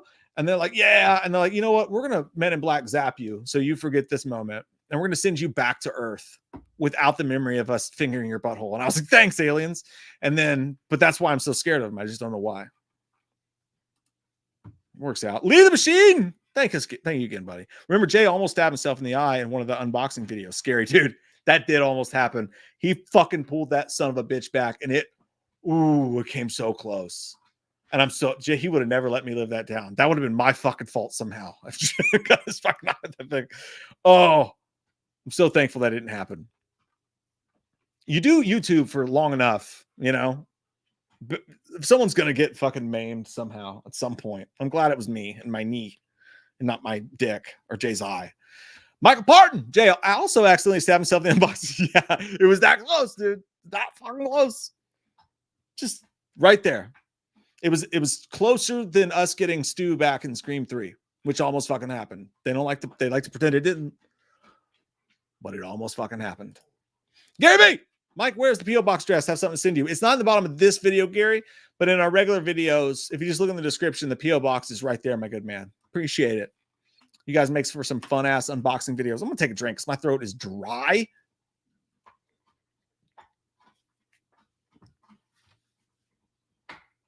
That was awkward silence. Also, can I throw a shout out to Hayden Panettiere, by the way? I feel like I always forget her. Like, it's always like, will Sydney? Will Sydney come back? Will the Core 4 come back? Gail? Like, Hayden Panettiere is fucking a huge piece of Scream, right? Like, she was my favorite part of Scream before. And I liked her in Scream 6. I think her character could have given it a little bit more to work with other than I'm a cool FBI agent in a leather jacket. But the whole idea about her getting stabbed and like coming back to stop people from doing that, they would have never let her work that case probably, but it's the movies. So, but like, how about Hayden Panettiere coming back? We're all thinking Gail and what's going to happen with this or that. But like, I feel like she would. And I feel like given a character to chew on, that could be a pretty cool. By the way, who's not going to be expecting that? If the whole movie is centric on Sydney and Mark and the kids, and the end of the movie comes and Ghostface is about to kill Sydney, we're all going to be watching that door. We're all going to be watching that front door, waiting to see who the fuck kicks it in to save her. And who's it going to be? Is it going to be Gail? Could be Hayden Panettiere. That seems a little too on the nose, doesn't it? Violator 862. I like a picture. You look like a Nightcrawler and American Psycho, but I'm sure you're an upstanding citizen. There are two very different camps of this movie. The Twitter community wants this movie to crash and burn, and YouTube is pumped about, dude, yes. I'm so bad about this. And like, I will just be full fucking honest with you guys right now. I'm so awful about Twitter. I don't know what it is, but it's my addiction. I'm on it way too fucking often. I use it for movie news updates and stuff like that and to connect with people. So it's good in that aspect. But like, I'm way too addicted to it. Like, I tweet way too fucking much and I get way too wrapped up in drama. Twitter turns me into a fucking cunt. Like, it really does. Like, I get so mean with people. And then I'm like, why did I even get so mad? My wife, when she's not stabbing me, is even like dude, why does it make you so mad? There is an evil inside of that. There is a fucking Dybbuk box at the center of Twitter that makes us all fucking angry. It's like this pink slime in Ghostbusters. I don't know what it is, but it got me too. I'm pretty sure I've probably lost writing gigs by them seeing me acting out like a fucking child on Twitter before. Like, I don't know why it makes us so mad, man. But Twitter's so bad about that. And it's not the real world. You will see all these fucking fake 12-year-olds, fucking bullshit, random ass, faceless accounts going crazy about Melissa Barrera or whatever. And you think the end of the world was happening. But then you look out your fucking window. See? No one cares. No one actually gives a fuck. But you got to separate your brain from that. You know, you got to go outside and you got to touch that grass. You do. It's not the real world, man. And Scream is like the worst about that shit. Like, you would look at Twitter and think, Scream's in shambles. It's on fire. Everyone hates everyone. It's all for you, Damien. A chick just jumped off the fucking roof and hung herself in front of a small child in his weird little party that he had going on. And his dad's a politician. So how'd she even get access to get up there? It's weird. But like, that's Twitter. That's what Twitter looks like. You wake up, you're having a good fucking day. You open it up, chick hanging from a balcony. Oh God. The Antichrist is here. Nope. It's just a 12-year-old on Twitter with a faceless account and 17 bots trying to fuck up your day. Don't let it happen. It's not real. This is realer than that. This may not be real life, but this is realer than that. The world's not actually that angry, man. We don't actually hate each other that bad. We really don't. And in the Scream community, when you get like to a person-to-person basis, I think everybody's way cooler than they seem. Anyway, Tim, fucking thank you, dude. Mike, brother, I'm sorry if you reread my last super chat. I was advising Katie what to say, so the police just toss you a bandage and wish you a good night. Please let your poor wife know. Your poor wife. She said thank you. But that did remind me, Tim, of of Daredevil when he reaches up and he grabs Colossus's giant metal dong and he's like, your poor wife. We love you, Tim. You're the fucking best, dude. I thank you. My wife thanks you. We all thank you. And to all a good night. Lee the Machine Bowers. Thank you as well, my brother. We need another sex ed skit with Dr. Loomis and Michael. This Dr. Chalice joins the group. If it wasn't too far away, I'll play Michael in the skit. Oh, dude, could you imagine Dr. Chalice in the skit that we did for the sex ed skit with Michael? It would have gone off the fucking rails. We should have done that. Why didn't we think about that? Maybe we'll do that in a follow-up. We barely do the skits anymore because they've been ripped off to the end of the earth. But that would be cool. That's a good idea. You're actually really fucking smart. I say actually like I didn't know that or I was surprised. I apologize for my reaction to that. There's a lot going on. I love you, Lee. You're the fucking best, dude. Maybe that'll happen. Maybe that'll happen because that's a cool idea. I don't know. Is there anything else? Did we cover it? Have we covered F's? The Screamiths? Hey, what's up, Will? I love you. Who even has that much rope just laying around? Oh, look. Oh, God. Mr. Rusty Duck said, Sydney's coming back from New York after Gail getting attacked in Scream 6. She's driving back home and gets a call from Ghostface. He kills Kincaid, opening kill mirroring Scream 3. Dude, that would be super fucking meta. And it would work. But I don't want to see Kincaid go out in the opening act. You have to have someone major go out in the opening act, though. So you're absolutely not wrong. Maybe if Patrick Dempsey's like, hey, I got to do this fucking photo shoot for entertainment.com. You only have me for a day. They work around that and figure it out for sure. But there's something about Sydney and Mark teaming together, husband and wife, protecting their kids. Him with his detective experience and her with experience in Ghostface. That would be pretty fucking cool, you know? I would be super bummed if they're like Patrick Dempsey's not in this movie. He was so good in Thanksgiving. He was so good in that movie where he was like, and there will be no leftovers. I hope you guys watch that and I didn't just spoil anything. I really do. Yes, Sarah. Duh. How's this song go? Does anybody remember the lyrics to my own song? I wrote about it because I wrote about Billions too fucking. I have a whole song about it and I can't remember a damn word about it right now. Someone asked me to play it when we were playing guitar during the Patreon stream the other night and I cannot fucking remember it, dude. mindless. Like by the way, you're scaring me. I'm afraid you're going to hack me later with your profile picture. But like, if I get that it makes sense, but like, again, dude, if you bring Nev back just to kill her off, you just basically made every fucking Scream film apart from 6 feel mean and pointless. You know, like I feel like that would really lessen the plight that Sydney went through in the other movies to just kill her off. If she dies, it has to be taking Stu out and saving her kids and stopping the Ghostface stuff for good while also saving her kids. So she could technically, you could say she went out in a happy way. And I still don't even know if that would work for people. I get what you're saying though. I totally do. Oh yeah. Yeah. He was my Sharon Stone. Oh my God. I still can't remember how the song goes. Oh fuck.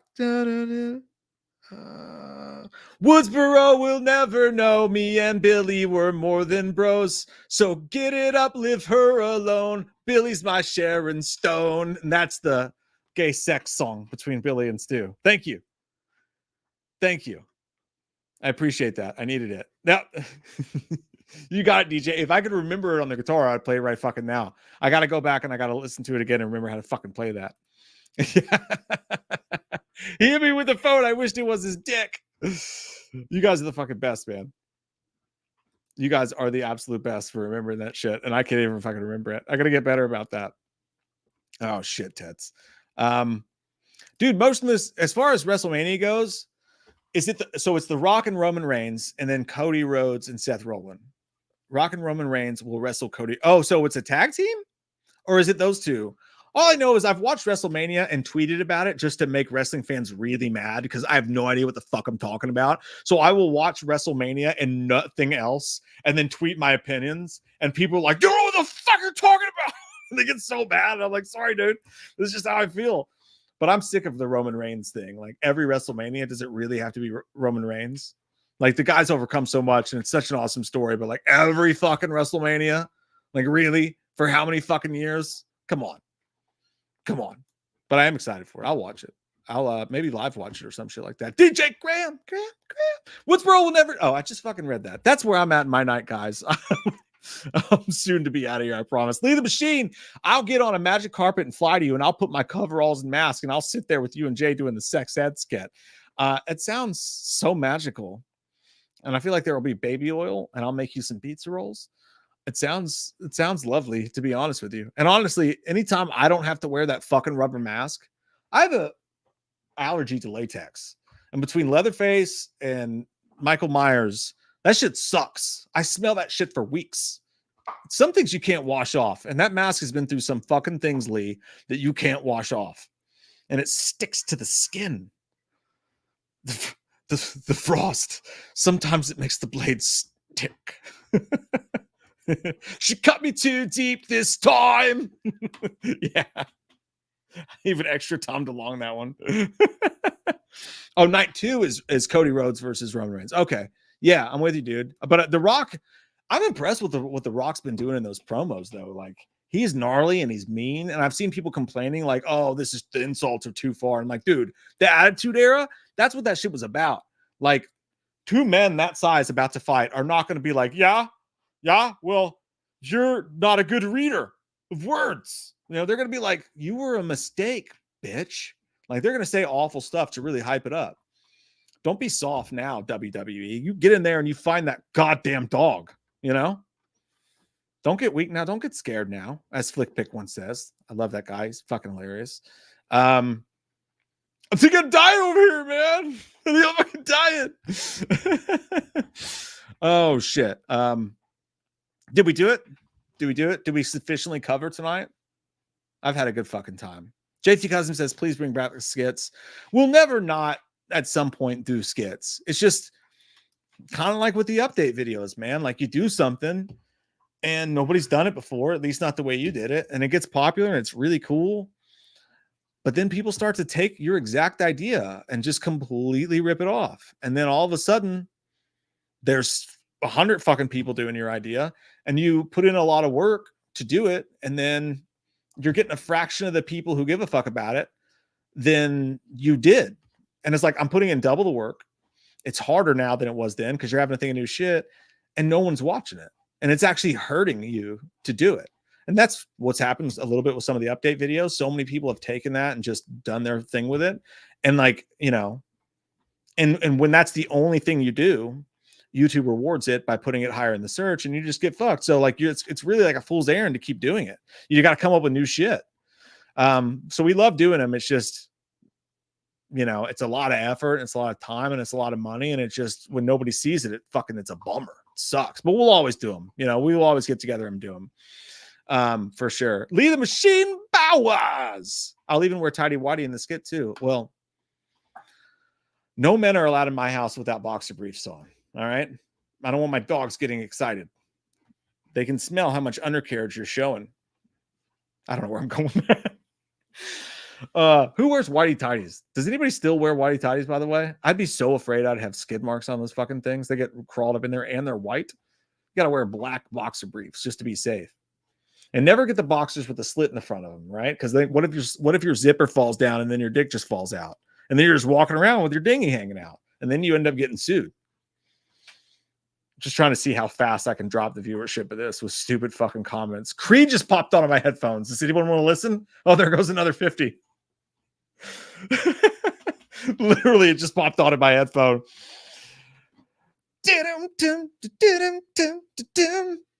When dreaming, I'm shimmering down. Come on down. It's not even fucking What If. Such bullshit. It's fucking what is the name of the song? It's Higher. It's Can You Take Me Higher? The comfort of this place. So let's go there. Anyways, DJ, I like it better when you guys start the stream at 6 p.m. because you end at the exact same time I start work. 69 dudes. 69 dudes. We started at 7. So fuck your time zone, pal. I only see my own life over here. Speaking of which, who's fucking psyched about daylight saving times? This shit fucking rules. I feel alive again. God breathed life back into my body by just like letting the sun stay up an extra hour longer. It's crazy how good I feel in the world right now compared to how I did fucking 4 days ago. Lee the Machine Bowers. No one ever replaced you and Jay as Michael Loomis. Love you both. I appreciate that, man. It wasn't as bad with the skit, but yeah, with YouTube shorts and shit, and people could just go out and just do like a 1 minute thing and it just goes viral. Like all of your fucking shit that you did and the work you put in for all those years just starts to get fucking buried and all that shit. And then you put out one and there's like, and YouTube's like, but you do Halloween updates. What are you doing dressed up as Michael Myers? We're not going to show people this. We've got the fucking Halloween guy in Decatur or whatever the fuck. So it's a fool's errand for us now, but we have fun doing them. So we always fucking will. At least during Halloween Horror Month, we'll always have a good time for sure. So let's go there. Hey, you shut your mouth, Tomo. Daylight saving time is fucking great. Except for it shouldn't be. We should just stay this one all the time. The winter one fucking sucks, Tomo. The winter one fucking sucks, pal.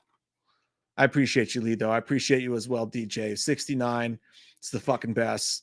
Love you guys. Wait, though. Can you take me higher? If you can't end a stream doing Can You Take Me Higher, can you really end a stream? Is it possible? Fucking beans, Miles. Fucking beans. Winter sucks. I have seasonal depression. You're going to kill me, Tomo. You're going to fucking murder me with that talk. You son of a bitch. You fuck. You fucking fuck.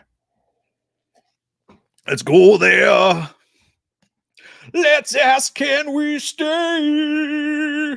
I gotta go before this gets really bad. Lee the Machine. Here's a YouTube short. Dr. Loomis washing Michael's smelly underwear. Honestly, like YouTube shorts are probably fucking greatly perfect for Loomis. I'll tell you what, for you, Lee, and for all of you fine people here tonight, next time I have Jay up here, I'm like, bring the Loomis shit. Let's just film some dumbass fucking YouTube shorts. 1 minute long videos. Let's just run around the house and think of shit. No thought. No fucking setup. Let's just go. We'll just film some fucking shorts. Throw them up. How about that? I'm going to do that specifically for you, Lee, for all the fucking support you've given us, dude. You got it. It's happening. It's already settled. Fat Beast! It's good to see you, dude. I haven't seen you in a fucking minute, man. I love seeing your face. And, you know, if you could just just go there. Hey, what's up, Mike? Dude, I'm stoked for this update with Nev and Kev coming back. I got big hopes for Stu. He's not dead, just watching some TV. Dude, that's a great line. That's an amazing fucking line. Like, if they actually put that in the movie, I wasn't dead, Sid. I was just watching some TV. Like, I mean, someone would have to write it and deliver it far better. But you're fucking on to something. You're on to fucking something, Bat Beast. I love you, dude. It's good to see you again, man. A place where I am seen. We gotta go. I gotta get the fuck out of here. You guys are fucking so cool, and you're so special to me. I love you so fucking much. Thanks for hanging out with me tonight. I've had a fucking blast. I've had a goddamn blasty blast. I have. I really appreciate you guys. This was fun. This is super fun. Let's do it again sometimes, eh? Eh? Olden streams. The song ended. The song ended. We got to go out on Creed. I love you guys. Good night. Thanks for hanging out with me tonight. See you soon.